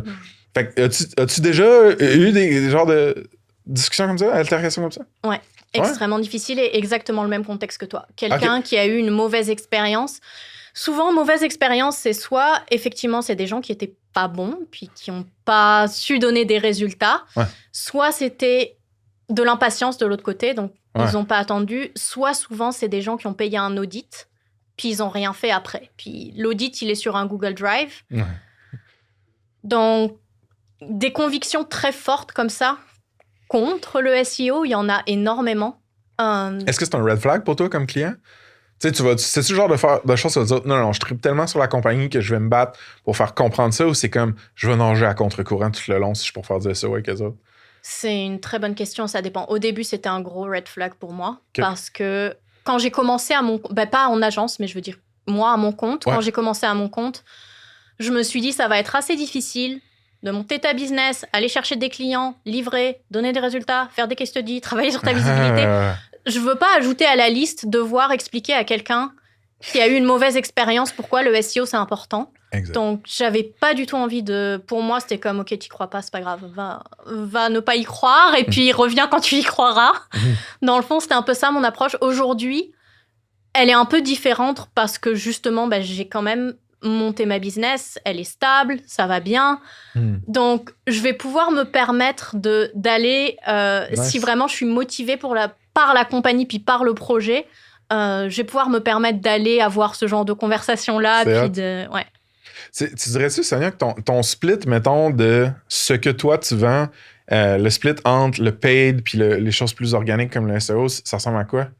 Je te dirais 70 paid, 30 organique. Puis est-ce que, de façon générale, quand quelqu'un fait les deux, tu vois un gros bénéfice? Est-ce que la data, puis comme les bons coups ou les apprentissages en paid se traduisent par faciliter un SEO+? Ouais. Moi, j'ai une opinion assez tranchée là-dessus. Je trouve que déjà, tout ce qui est search, que ce soit payant ou organique, ça devrait toujours être fait ensemble. Et ça, c'est un gros sujet de discorde dans l'industrie. Ouais. Et cette séparation-là, elle est artificielle pour moi parce que le canal de search, d'un point de vue utilisateur, il y a une page de résultats de recherche. Je comprends. Que ça soit du Google Ads ou que ça soit du SEO, ton but, c'est le même. Puis, il y a des points communs. L'intention de recherche, on en parle pour le SEO. Pour Google Ads, c'est important aussi. Donc, l'intention de recherche, j'explique peut-être un peu. Oui, vas-y. Donc, l'intention de recherche, finalement, derrière un mot-clé, il y a une intention. Donc, il faut vraiment comprendre, en allant analyser la page de résultats de recherche, c'est quoi le type de contenu que les personnes attendent. Et c'est quoi ce type de contenu-là? C'est ce que Google met en avant. Si Google, puis je dis Google, c'est le moteur de recherche en général, on va simplifier. Donc, si Google, par exemple, met en avant beaucoup d'articles de blog plutôt que de pages transactionnelles, qu'est-ce qu'il y a comme type de contenu dans ces articles de blog, etc., ça va donner une idée du type de contenu qu'on doit créer. Donc ça, c'est extrêmement important. Pour Google Ads aussi, tu vas pas pouvoir aller cibler un mot-clé avec une page qui est mal alignée, qui correspond pas à l'intention de recherche, parce que la personne qui va chercher ce mot-clé-là, c'est la même derrière. Elle a la même attente que toi, t'es payé pour ton clic ou pas. Elle a la même attente. Donc, comprendre l'intention de recherche, c'est quelque chose qui est commun. Pour moi, la séparation qui a été faite entre le SEO et le SEM, elle est à cause de l'expertise, c'est du côté marketing, c'est dans le back-end qu'elle existe, parce que les compétences sont enseignées différemment, puis chacun garde sa spécialité. Mais finalement, ça dessert les compagnies parce que c'est pensé en silo et il n'y a pas du tout de mutualisation des données, il n'y a pas de stratégie globale pour se positionner sur les moteurs de recherche, que ce soit en payant ou en organique. C'est vraiment bien dit. Puis honnêtement, c'est un peu un haha pour moi parce que je me dis, moi, c'était la notion de devoir payer pour mes clics. Puis je pense que j'étais un petit peu intimidé par devoir amener de la valeur dans une matrice un peu plus mathématique, un peu plus data-driven. Tu sais, le Google Ads, c'est tu mets du budget in, budget out, t'optimises, tu checkes tes chiffres. J'étais un gars un petit peu plus poétique, créatif, artistique. Tu sais, fait que j'aimais ça, la notion de raconter une histoire, puis de créer du contenu, puis de l'envoyer à des gens, puis d'imaginer à qui je parlais. Mais t'as raison de dire que esti, ça, c'est genre... Au point de vue de l'utilisateur, c'est le même SERP, Search Engine Results Page. Ouais. C'est juste qu'il y en a un qui est tagué ads, puis il y a plein de monde qui le catch pas. Mais moi, j'avais des programmeurs, par contre, comme audience chez Snipcart. Fait qu'eux autres, ils le regardaient, ça. Ouais. Fait que tu prendrais-tu pas un mandat de SEO si la personne te disait « J'ai aucunement de budget pour le SEM, je veux juste que tu fasses du SEO genre pur et dur, organique », ou tu essaierais de la convaincre de dire « Mettons un certain budget dans le SEM parce que ça va me permettre d'apprendre plus vite, de prendre plus de place sur le SERP. » C'est-tu ça? Ça dépend de l'industrie, ça dépend à quel point la personne est aussi à l'aise avec le temps que ça prend d'avoir des résultats. Souvent, le parcours classique, si on va commencer avec du SEM, on va voir que ça donne des résultats, puis on va utiliser ça comme base pour développer le SEO. Ouais. Mais ce qui m'agace, puis dis-moi si je suis comme mêlé ou pas. Ce qui m'agace, c'est que moi, je me rappelle, au début, on n'avait pas tant de budget. Puis on n'était pas très sophistiqués non plus en marketing au début. Ouais. Fait que nous, les mots-clés qu'on évaluait sur Google Ads, c'était des mots-clés pour lesquels fucking Shopify bidait, tu comprends? Ouais. Fait que j'étais comme, man, le jour où je vais être capable de nailer une campagne de Google Ads qui outperforme l'équipe de Shopify en paid ads, les poules vont avoir des dents, là, tu comprends? Genre, tu sais, fait que, puis après ça, quand on regardait des mots-clés qui étaient beaucoup moins compétitifs puis beaucoup plus long tail, la data sur ça, au niveau CPC, au niveau... Oui, ça coûtait pas cher, mais des fois, il n'y avait juste pas de clics ou d'intérêt quasiment. Fait que je me disais, ben là, si c'est si petit que ça, je vais pas payer pour aller chercher ça, je vais juste aller chercher organique. C'était-tu, je sais pas, as-tu l'impression que c'est comme... OK, laisse-moi reformuler la question pour peut-être te donner une chance de répondre.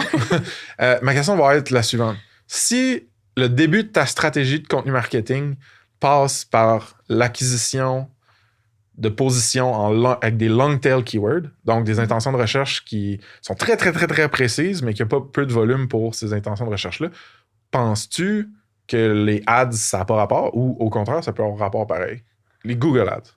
Ça peut fonctionner, mais ce que tu disais, c'est très vrai. Il y a des industries où Google Ads ne fonctionne pas à cause de exactement ce que tu as mentionné, c'est la compétitivité. OK. L'exemple, mon app de crédit, tu te doutes bien que c'était impossible aussi. C'est ça, fait que le budget pour être là, c'est comme, man, on va mourir, on va pas aller là. Genre? Ben, c'est aussi que d'un point de vue business, ça avait aucun sens parce que le coût par clic coûtait plus cher que le CAC break-even qu'on devait avoir. Ah, c'est ouais, je comprends. Ça n'avait aucun sens. Avant que ton ARPU ou ton LTV rembourse ton CAC, ça marche pas. Juste exact. Mathématiquement. OK. Donc, dans ce cas-là, ça a du sens d'y aller en SEO. OK. Mais quand tu peux te le permettre, tu le laisserais, toi. Ouais. Genre, pas mal. Et puis, pour répondre à ta question sur le long trend, oui, ça peut avoir du sens sur Google Ads. Long trend, c'est ça en français. Ouais. Excuse-moi. Non, c'est correct. Oui, ça peut avoir du sens d'un point de vue stratégique sur Google Ads. Parfois, tu vas avoir des limitations. Parce que ce que Google Ads fait aujourd'hui, c'est que si tu as un volume de recherche mensuel qui est en dessous de 10, tu peux pas cibler le mot-clé. C'est trop petit. Donc, pourquoi ils font ça? Pour être sûr que le monde voit des retours, genre... Ben, pour avoir plus d'argent aussi. Ouais, c'est ça. Pouvoir t'autoriser à enchérir que sur des mots-clés où les coûts par clic sont plus élevés, où tout le monde enchérit. Okay. Tu as un workaround, ceci dit, mais il marche pas à 100% du temps. Donc, tu as deux façons de cibler sur Google Ads en search. Okay. Tu peux cibler avec du mot-clé ou alors tu peux cibler avec ta landing page. Donc, si ta landing page, et encore, tu vois une synergie SEO-SEM, si ta landing page, elle est super optimisée d'un point de vue du SEO, tu rentres ça comme ciblage dans Google Ads, il va scanner ta landing page, il va comprendre à propos de quoi elle est, puis là, il va aller te cibler les mots-clés long trend qui ont rapport avec ta landing page. Donc là encore, si tu veux maximiser tes résultats avec Google Ads, il faut que tu saches optimiser ta landing page. Donc, c'est là que je dis, mais tu as soulevé un point qui était bon tout à l'heure, qui est extrêmement vrai. Le clivage en marketing entre SEO et SEM, il est philosophique. C'est le SEO qui dit « je veux pas payer pour mes clics ». C'est le SEM qui dit « le SEO, j'y crois pas, ça prend trop de temps. Moi, j'ai la même chose juste en payant ». Il est vraiment philosophique. C'est malade. Mais d'un point de vue de l'utilisateur, en ayant ce clivage-là, on rend pas service au business, dans le fond. Selon moi. C'est mon plus gros takeaway à date. J'adore. C'est vrai? Ouais. Non, vraiment, très, très, très cool. OK, creusons un petit peu plus sur l'attribution. Là. On va s'en aller vers notre closing tranquillement. Mais j'ai l'impression que... OK, reprenons ce qu'on a dit un peu plus tôt. Tu me dis, une CFO se fait présenter un paquet d'histoires différentes qui sont racontées par des données différentes, qui sont collectées de différents outils, différents endroits. Puis là, elle dit, là, j'ai comme l'impression que vous me faites des portraits que, d'un côté, c'est ça, la réalité, fait que je devrais mettre du cash là. De l'autre côté, c'est l'inverse de ça, fait que je devrais mettre du cash là. Ça marche pas, l'attribution. Je vais y aller avec mon gut feeling ou avec d'autres points de data. Comment est-ce que tu fais pour... C'est pas parfait, l'attribution. Il n'y aura jamais une représentation de la réalité chaotique de trouver une marque, puis genre par où tu passes, puis qui t'en parle, puis tout ça avant de payer, de mettre ta carte de crédit. Mais comment tu fais pour rendre l'attribution le plus... Je veux même pas dire représentatif de la réalité possible, je veux dire le plus utile possible dans une compagnie? Ouais, c'est une grosse question. Ouais, c'est une très bonne question. Pour éviter d'avoir cette situation-là, ce que j'essaye, c'est de raconter une histoire unique, mais d'expliquer le contexte, donc de mutualiser les histoires en essayant de dresser un portrait global, en disant voici nos sources de données, elles ont l'air de raconter des histoires différentes, mais voici pourquoi c'est différent. Donc vraiment, expliquer tout le contexte de pourquoi certains channels vont se faire attribuer plus de choses, pourquoi d'autres vont se faire moins attribuer. Donc ça, c'est une première chose. La deuxième chose, c'est de vraiment se centrer sur les métriques financières. Surtout si tu parles à un CFO. Donc, les métriques business, de dire, à la limite, l'attribution, tu sais quoi, c'est un problème marketing. Tu n'as même pas besoin de te rendre là. Mais si tu regardes tes business, tes métriques, business financières, on investit tant, voilà ce qu'on rapporte. Tant que ces métriques-là sont bonnes, laisse-moi gérer l'attribution, puis vraiment décider dans quels canaux on va investir. Mais c'est juste que, mettons, moi, avec le... Là, je te connais depuis, je sais pas, 1 heure. Là. Fait que là, je suis comme, je te fais confiance en marketing. T'as le pedigree, t'as 12 ans plus d'expérience, whatever. T'as vu assez de projets, de données, de décisions pour faire... Hey, je suis capable de mutualiser une histoire, comme tu as dit, de prendre différentes sources de données qui semblent dire des trucs différents, mais de comprendre pourquoi, directionnellement parlant, c'est pas mal ça l'histoire. Ouais. Est-ce que c'est tough pour du monde qui n'ont pas cette expertise-là, tu comprends? Ouais. Fait que j'essaie de voir, es-tu capable de donner un exemple, mettons, de une trail de données qui raconte X, une autre trail de données qui raconte Y, puis comment qu'on le merge? C'est un peu freestyle là, comme question, c'est mais une très bonne question. Elle vient de où cette donnée-là? Puis, ouais, donc prenons par exemple la source de données Google Analytics. OK, tu vas voir généralement 95% des cas, tes sources de trafic principales, ça va être trafic direct, donc quelqu'un qui arrive sur ton site directement, il tape l'URL dans la barre de recherche, ou ça va être de la recherche organique, et majoritairement, ça va être du brand, sauf si tu fais du SEO, que tu t'es positionné, ça va être du brand. Donc ces gens-là, c'est des gens qui arrivent sur ton site, mais t'as aucune idée d'où ils viennent. Exactement. Donc ça, c'est une partie de l'histoire. Maintenant, si tu prends... par exemple, les formulaires dont tu parlais. On va demander aux gens comment est-ce que vous nous avez connus. Là, on va avoir de données. Ils vont dire, on a vu un post LinkedIn, on a été à un webinaire, on a vu ce podcast. Donc, tu vas avoir une autre histoire et tu vas pouvoir raconter, OK, donc les personnes, voici nos médias où on a été exposé, qui a généré ce trafic qui est le seul qu'on voit dans Google Analytics. Donc, pouvoir vraiment retracer cette histoire-là, de voir quels sont tes canaux qui génère de la visibilité. Et voilà pourquoi ça se traduit comme ça sur le site web. La réponse à la question de où il vient ce trafic direct, elle est dans cette source de données. Partiellement dans cette source. Exactement. Ça me rappelle quand j'essayais, on avait un rapport mensuel, je faisais un rapport mensuel quand je faisais du marketing, puis cette question-là de essayer de trouver les puzzles de où l'histoire? Qu'est-ce qui s'est passé dans le fond concrètement? Ça faisait qu'on réfléchissait puis qu'on partait de tout bord, de côté, mais j'ai l'impression que c'est comme un gros point d'interrogation pour la majorité des gens qui sont pas experts en marketing, dont moi, je suis plus expert. Direct traffic dans Google Analytics, dans la nouvelle version de Google Analytics GA4. Laisse-moi essayer d'expliquer c'est quoi, puis tu vas me dire si je me fourre, OK? Ouais, good. Parfait. Fait que direct traffic, le classique, c'est de dire j'ai rentré le SaaS de crédit de Sonia à .com, puis là, ça s'est compté comme une session dans source direct traffic. OK. Une autre manière, c'est Google Analytics va aller mettre dans cette boîte-là des choses des sources qui sont difficiles à attribuer. Comme j'ai envoyé un DM sur Slack à quelqu'un, j'ai envoyé un lien vers le site notsite.com. La personne clique là-dessus, ça l'ouvre direct. Peut-être qu'il n'y a pas de data qui passe, fait que Google va dire je le mets en direct. Je pense. Après ça,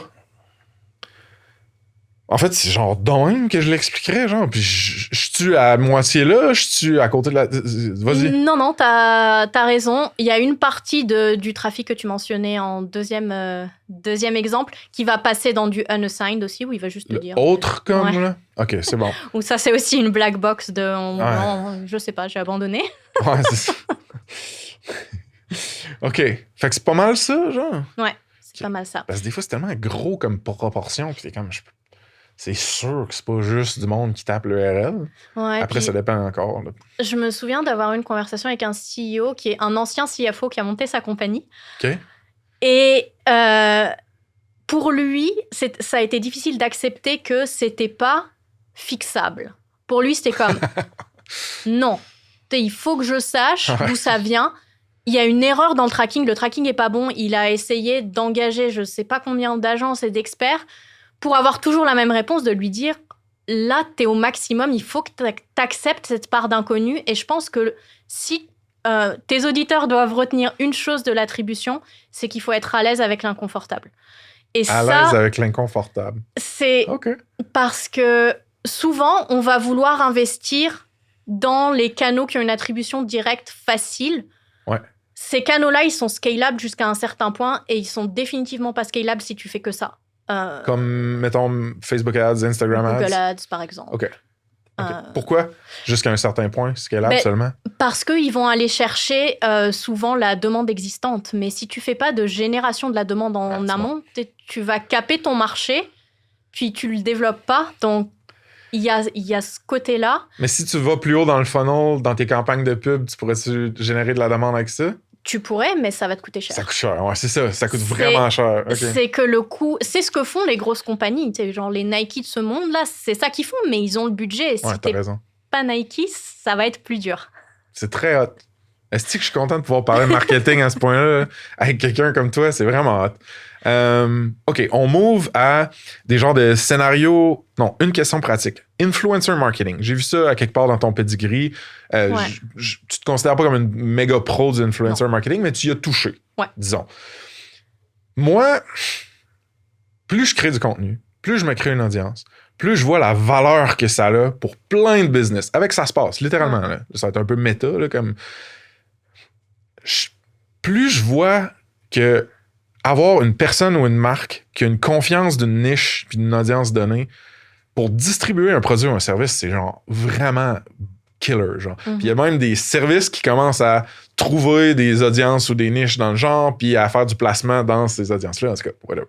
Fait que je pense que de façon générale, c'est un bon canal à explorer. Puis quand on dit influencer marketing, là, arrêtez de penser à juste la personne qui fait juste montrer trop de peau ou genre raconter son jour le jour puis prendre des belles photos. Non.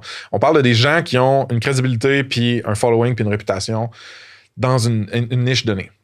Penses-tu que pour les SaaS, B2B, il y a un play d'influencer marketing qui peut être intéressant ou c'est plus vraiment du B2C que ça va être intéressant?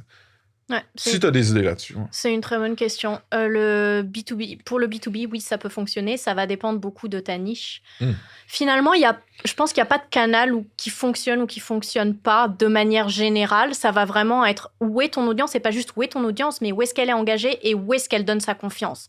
Donc, si dans ta niche, tu as des influenceurs qui ont la confiance de ton utilisateur final, de ton ICP, oui, l'influencer marketing, l'affiliation aussi, ça fonctionne très bien dans certaines niches. Missive, si je l'ai pas écouté cet épisode-là, tu irais l'écouter l'épisode avec Phil Lehoux de Missive, mais eux autres, là, ils ont des gens qui sont eux autres, c'est un email client collaboratif, un SaaS très, très, très, très cool, que j'aime beaucoup. J'ai travaillé un petit peu avec eux aussi. Puis eux, ils ont trouvé, comme par chance, là, tu sais, quasiment au départ, des gens qui avaient leur propre audience, mettons des productivity professionnels ou, en fait, prenons cet exemple-là. Puis ces gens-là, ils faisaient du contenu sur Missive dans leur audience. Il y avait des cours carrément de productivité qui incluaient Missive. Puis, tu sais, ils ont fait un modèle d'affiliation avec eux autres. Puis, tu sais, ça a été un canal en soi ou un micro-canal, mettons. Un exemple qui a super bien marché là, pour eux autres. Là. Par contre, ça, c'était plus prosumer, right? C'était moins business to business directement, mais là, ils l'essayent avec plein d'autres verticales, tu sais, mettons, je me rappelle plus, là, le freight, là, le transport de marchandises, puis tout ça. Fait que moi, je pense que c'est vraiment intéressant. Puis, si tu avais à dire, mettons, là, j'ai mon SaaS, je t'embauche là, puis je te dis, trouve-moi des influencers B2B marketing. Y a-tu des softwares que tu utiliserais pour les trouver? Y a-tu comment tu t'essaierais de te salir les mains là-dedans? Ouais, c'est une bonne question. Pas forcément de software, mais beaucoup de recherche sur le marché, beaucoup de recherche aussi. Un outil que j'aime bien utiliser, c'est Audience, avec un S. Audience. Ah ouais? OK, je connais pas. On le mettra dans les show notes. Qui, en fait, te donne une idée. En fonction de ton ICP, il va te dire un peu où il est engagé, quels sont les canaux où il va, quels sont les canaux auxquels ils font confiance. Donc, avec de la recherche comme ça, de base, tu vas pouvoir identifier des canaux, tu vas aller voir qu'est-ce qui se passe sur ces canaux, c'est quoi les gens qui ont de l'influence là-dessus. Donc, c'est comme ça que je l'approcherai. As-tu déjà utilisé SparkToro un petit peu? Ouais, un petit peu, ouais. Ouais. Puis, grosso modo, t'avais un bon feeling? Ouais, j'ai un bon feeling. Ouais, parce que moi, je l'ai juste utilisé en surface. J'ai toujours aimé la prémisse, mais j'ai pas été un power user encore. Là. Non, je dirais pas que je suis une power user non plus, mais je l'ai déjà... la curiosité là, de tester des choses. Je l'ai déjà utilisé et j'aime bien. Puis je fais quand même pas mal confiance à Rand Fishkin. C'est quand même très, très cool figure. Un monstre dans l'industrie. Ouais. Monstre dans le bon sens du terme. Oui, non, absolument. Y a-t-il des tools que tu dirais que tu es une power user? C'est une bonne question. Que tu es très à l'aise, disons, si t'aimes mieux descendre une couche. Tous les tools SEO, c'est sûr. SEMrush, Ahrefs, Screaming Frog.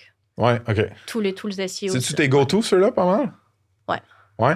Ça te fait chier qu'il ait changé de modèle de Ahrefs, qu'il ait changé de modèle de prix, excuse? Ben, c'est comme ça que je me suis tournée vers SEMrush. Ouais. Même chose pour Ludo, un collègue avec qui je travaille. Ça avait juste aucun sens. C'est rendu du paper usage plus, puis des crédits, puis... ouais, puis tu fais rien, tu consommes des crédits. Je sais. Ils sont pas transparents. Je suis OK avec le système des crédits, mais dis-moi, qu'est-ce qui va consommer des crédits, là? Des fois, il y a des crédits qui se consomment, tu comprends pas où ils sont passés. Tu cliques sur un bouton, exact, tu rafraîchis la page, il y a des crédits qui partent. On faisait de la recherche avec Ludo l'autre fois, puis il me disait « Non, t'as pas besoin... » Tu sais, genre, clique pas. J'étais là, hey, c'est-tu le pire état d'esprit pour un utilisateur d'avoir peur d'utiliser le style tool pour lequel tu payes? J'étais fuck that. Puis lui, il a bougé à SEMrush. Trop intéressant. OK. Scénario hypothétique, encore une fois. Tu te réveilles le matin, tu es propriétaire d'un SaaS, right? Qui te fait triper un logiciel quelconque, on s'en fout. Mais t'as pas une scène. Tu dois monter ce SaaS-là en mode bootstrapped. Vers quel canal tu te tournes? Pourquoi? C'est quoi tes premiers réflexes? Genre? Ouais. Donc, je dirais la première chose à comprendre, puis peu importe que tu sois bootstrapped ou funded, ça va être la même chose, c'est où est ton audience, où est-ce qu'elle est engagée. Encore une fois, où est-ce qu'elle est engagée? Les basics. Ça, pas juste où elle est engagée. Ça, c'est très important, parce que souvent... Parce que tout le monde est sur Facebook, mais c'est pas tout le monde qui est engagé sur Facebook. Exactement. Puis ça, c'est vraiment une grosse distinction, où je vois pas mal de business qui hésitent, qui... naviguent un peu, qui font beaucoup d'essais-erreurs parce qu'ils disent ouais, mais notre audience, elle est sur Facebook. Ouais, mais elle n'est pas engagée sur Facebook. Il n'y a pas de capital confiance sur Facebook. Donc ça, c'est important de le comprendre. Et la deuxième chose, c'est le message. Donc le message, le positionnement, moi, je crois vraiment beaucoup au positionnement. Puis j'ai vu des business se retourner avec un positionnement juste différent. Donc là, surtout si tu es bootstrapped, tu vas vouloir tester ça avec le moins d'argent possible. Donc là, je te dirais... culot marketing. Tu vas sur les groupes où les gens sont présents, tu essayes d'avoir... Tu fais ce qu'il faut pour avoir des utilisateurs, comprendre c'est quoi leur message, etc. Et une fois que tu as raffiné ça, là, je te dirais numéro 1, ça va être du paid. OK. T'investis, mais tu vas acquérir rapidement des utilisateurs, tu vas améliorer ton produit avec des itérations. C'est vraiment là que j'irai en premier, même en bootstrapped. Mais d'abord, il faut que tu aies raffiné où est ton audience pour sélectionner les bons canaux, où est-ce qu'elle est engagée et quel est le message qui résonne avec elle. Ça, c'est super important, sinon tu vas dépenser beaucoup trop en ads. Comment tu ferais pour tester différentes versions du messaging ou du positionnement de ton SaaS bootstrapped? Ouais, c'est une excellente question. Tu as des outils qui te permettent de faire ça, donc tu peux le faire à la main si tu as moins d'argent, mais tu as aussi des outils qui te permettent d'aller publier des versions, puis tu payes pour du feedback utilisateur. Ouais. Donc tu sélectionnes puis... Exactement. Tu l'as déjà utilisé, ça? Ouais. T'as eu une bonne expérience? Ouais, j'ai eu une très bonne expérience. C'est Winter avec un Y, c'est ça? Ouais, Winter avec un Y. C'est une très, très bonne plateforme. OK. Mais... Ça, juste pour expliquer au monde, là, c'est grosso modo, t'envoies un URL avec un pitch de voici ce que je veux faire. Comment ça marche? Exactement. Il faut que tu sélectionnes ton ICP aussi. Puis tu payes pour un nombre d'utilisateurs que tu veux qui testent. Et oui, tu envoies ta version et ensuite tu as un feedback. Donc tu fais un formulaire, ils répondent. Et là tu as du feedback vraiment utilisateur de ton ICP. Eux sont incentivized, genre, il y a un modèle d'affaires, je pense que Winter là, les paye, ces gens-là. Ouais, j'imagine. C'est Peep Ladja qui avait fait ça, c'est ça? Ouais, il me semble que oui, ouais. C'est genre un OG de la conversion. Je me rappelle quand je commençais, il y avait conversionexcel.com, tu connais? Ouais? OK, cool. Ben là, j'allais te poser la même question, mais funded, y a-tu quelque chose que tu changes? Ce que je changerais, c'est que j'ajouterais des canaux. Donc, toujours la base, ton audience, c'est quoi le message qui résonne. Du paid, parce que tu vas vouloir acquérir des utilisateurs rapidement et du feedback. Et puis aussi, juste, si tu veux avoir d'autres rondes de financement, il va falloir que tu prouves que ça marche. Mais en plus de ça, je rajouterais plus côté génération de la demande. Donc peut-être s'il y a une opportunité, commencer à travailler en SEO, quelque chose plus top of the funnel aussi. Thought leadership type of stuff aussi, genre. Ouais, exactement. Parce que le danger un peu avec les ads, c'est que c'est addictif. Et ça, j'ai vu beaucoup de business tomber dans ce piège-là. C'est qu'elles commencent avec du paid, ce qui est la bonne chose à faire selon moi. C'est une bonne chose. OK, nice. Mais il y a une espèce d'addiction de tu sais, je paye, j'ai des leads, ça marche. Pourquoi est-ce que je vais aller m'embêter à faire un podcast ou genre une série de newsletters éditoriale au bout, puis tout ça. Ouais. Puis là, j'ai vu vraiment des histoires tristes où tu te retrouves à un plafond de verre, puis même, on a cette espèce d'idée préconçue que si tu réussis en paid et que ton coût d'acquisition, c'est X, l'an prochain, ça va être X. Non, ça va être X fois 1,5 ou fois 2. Donc, tu peux pas juste maintenir ce que tu fais en paid et grandir. Et parfois, il y a même des histoires de décroissance parce que les gens investissent que dans le paid. Puis l'année d'après, ils sont pas capables d'assurer le même niveau de croissance avec le paid. Puis là, c'est là que tu commences à perdre. Puis tu peux pas... Oui, tu peux aller chercher du expansion revenue, genre tu peux upseller tes clients, tu peux monter ton prix, mais je pense que le coût par 1000 ou genre le coût du paid risque d'aller plus vite que comment toi tu vas monter ta valeur sans perdre de clients. En fait, tu as un moment où ton coût d'acquisition incrémental, il a plus de sens business, il a plus de sens financièrement. Okay. Et c'est là, tu peux scaler la génération de leads jusqu'à un certain point, à la taille de ton marché, mais tu peux pas le scaler au-delà. Et puis là, c'est là qu'il va vraiment falloir faire de la génération de la demande. Et au plus tôt tu le fais, au mieux c'est. Parce que si tu le fais trop tard, tu vas avoir une phase de décroissance, puis tu vas pas pouvoir l'éviter et tu vas pas être content. C'est très cool. Puis c'est drôle parce que nous, avec Grip, on avait fait une petite agence de marketing sur le side là, pour les SaaS. Puis on en a vu des SaaS que leur problème, c'était... Hey, on est tanné d'être genre dépendant des pubs. Ouais. Genre, ça marche, là, puis comme ça roule, puis ça croît, mais on voit les coûts augmenter, puis on est là, hey, faut diversifier, puis avoir un peu de redondance dans un autre canal, parce que là...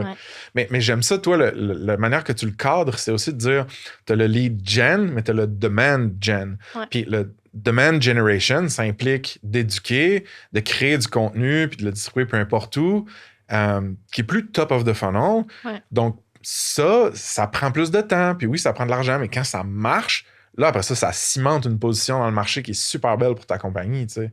Puis moi, je me rends compte, looking back, que c'est ça qu'on a fait avec Snipcart quand on s'est mis à faire plus de top of the funnel.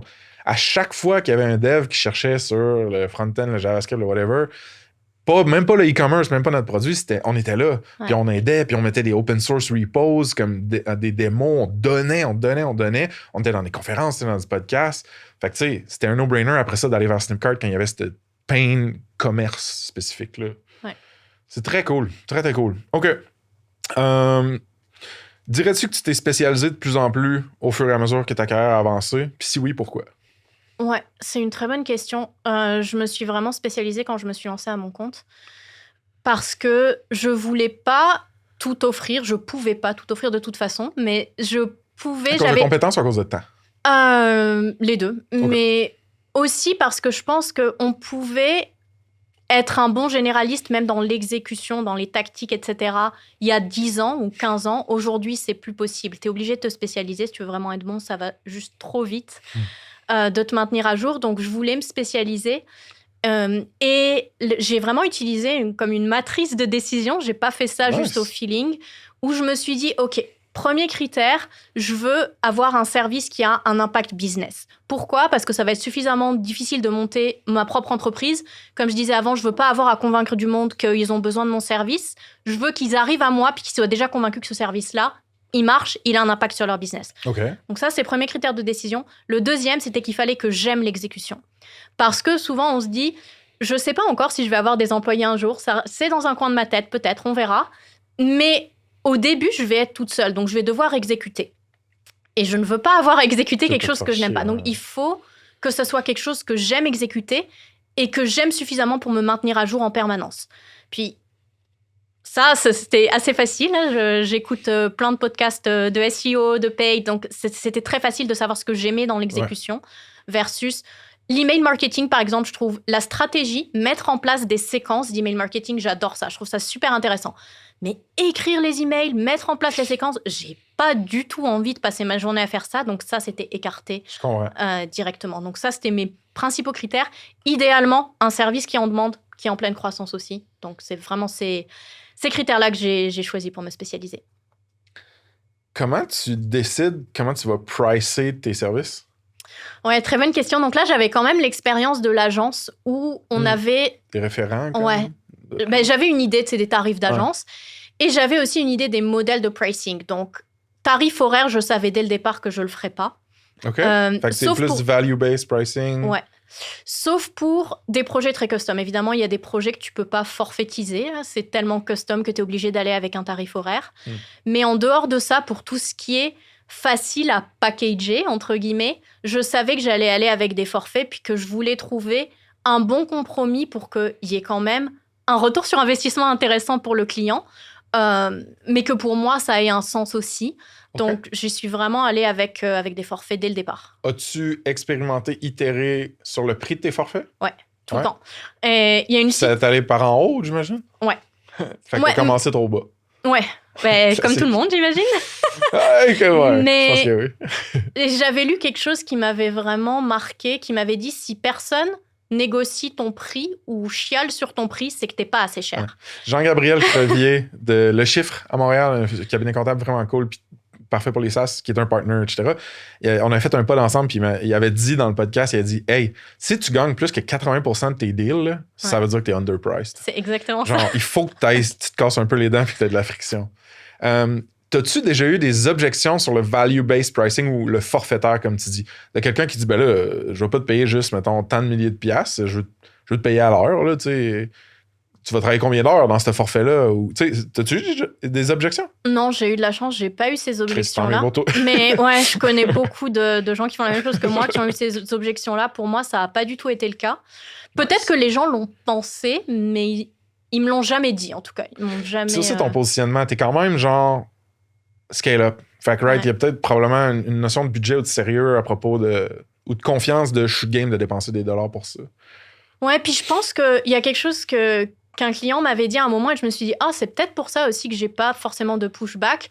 C'est qu'il me disait, non, mais moi, ça me va parfaitement, le forfait, c'est excellent, je préfère ça plutôt que d'autres propositions que d'autres personnes m'ont faites à l'heure. Parce que moi, c'est une ligne de dépense fixe, ouais. C'est pas fixe. Un gros point d'interrogation. J'ai pas à chaque fois à me demander, est-ce que ce mois-ci, tu vas me charger X ou Y? Fait que pour les business aussi, finalement, ça peut avoir un avantage. J'avoue, prédictibilité, c'est vrai.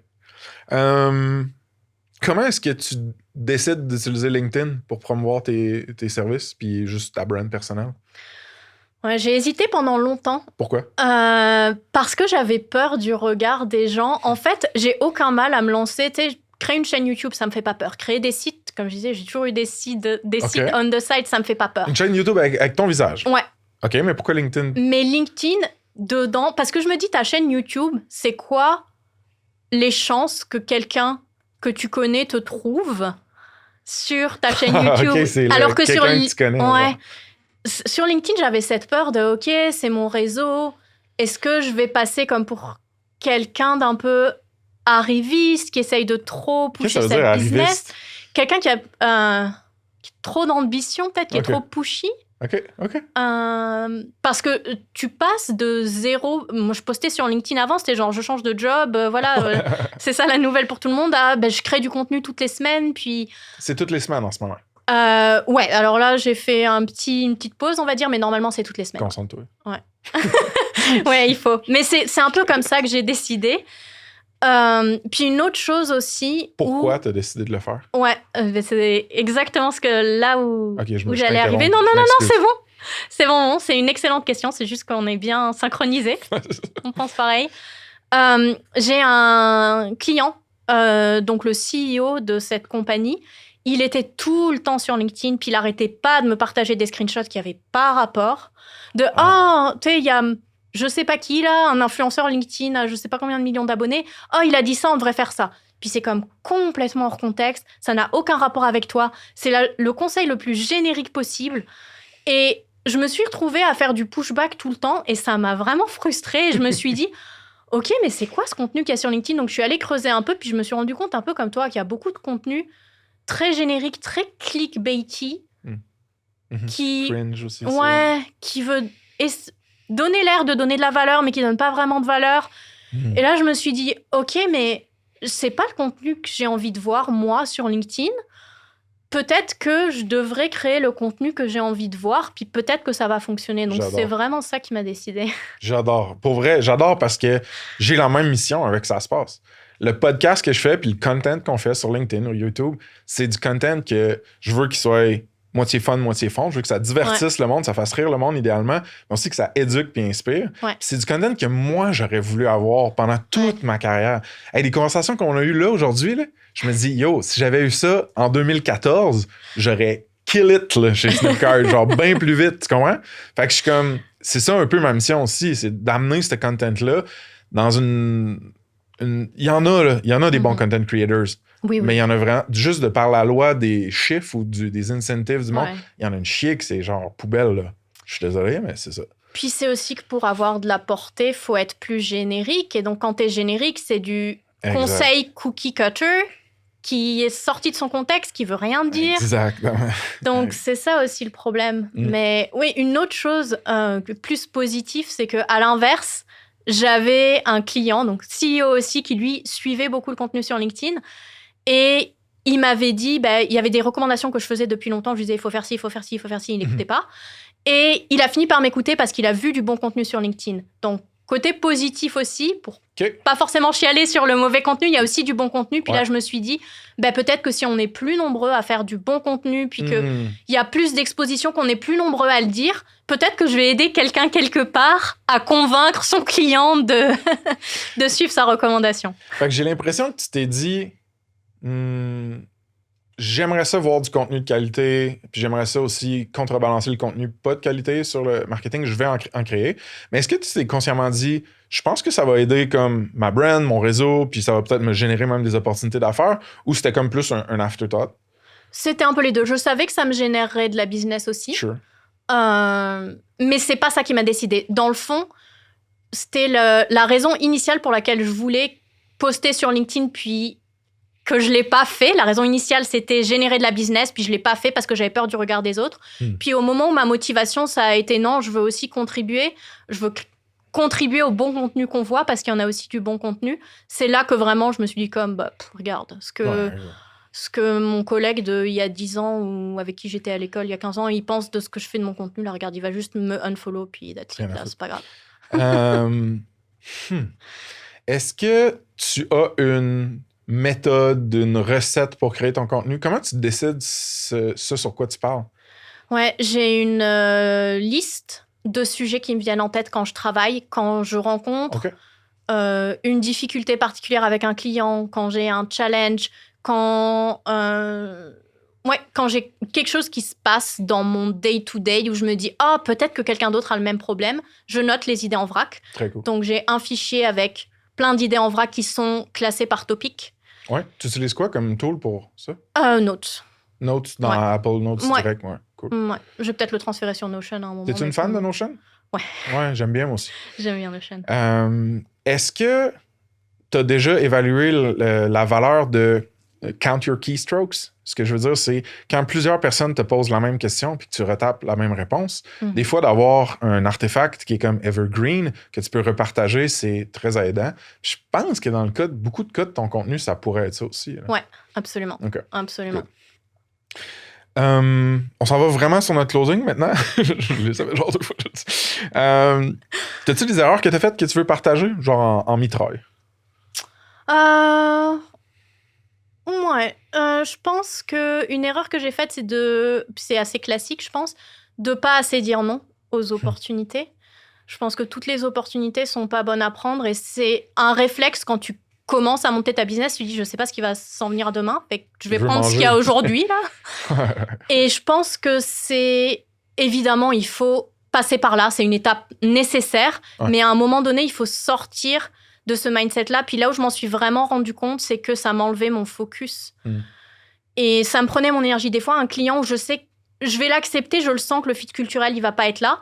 Ça va me bouffer mon moral et mon énergie. Puis au final, mes clients que j'aime, avec lesquels j'aime travailler, c'est à eux que j'enlève aussi de l'énergie, Sonia.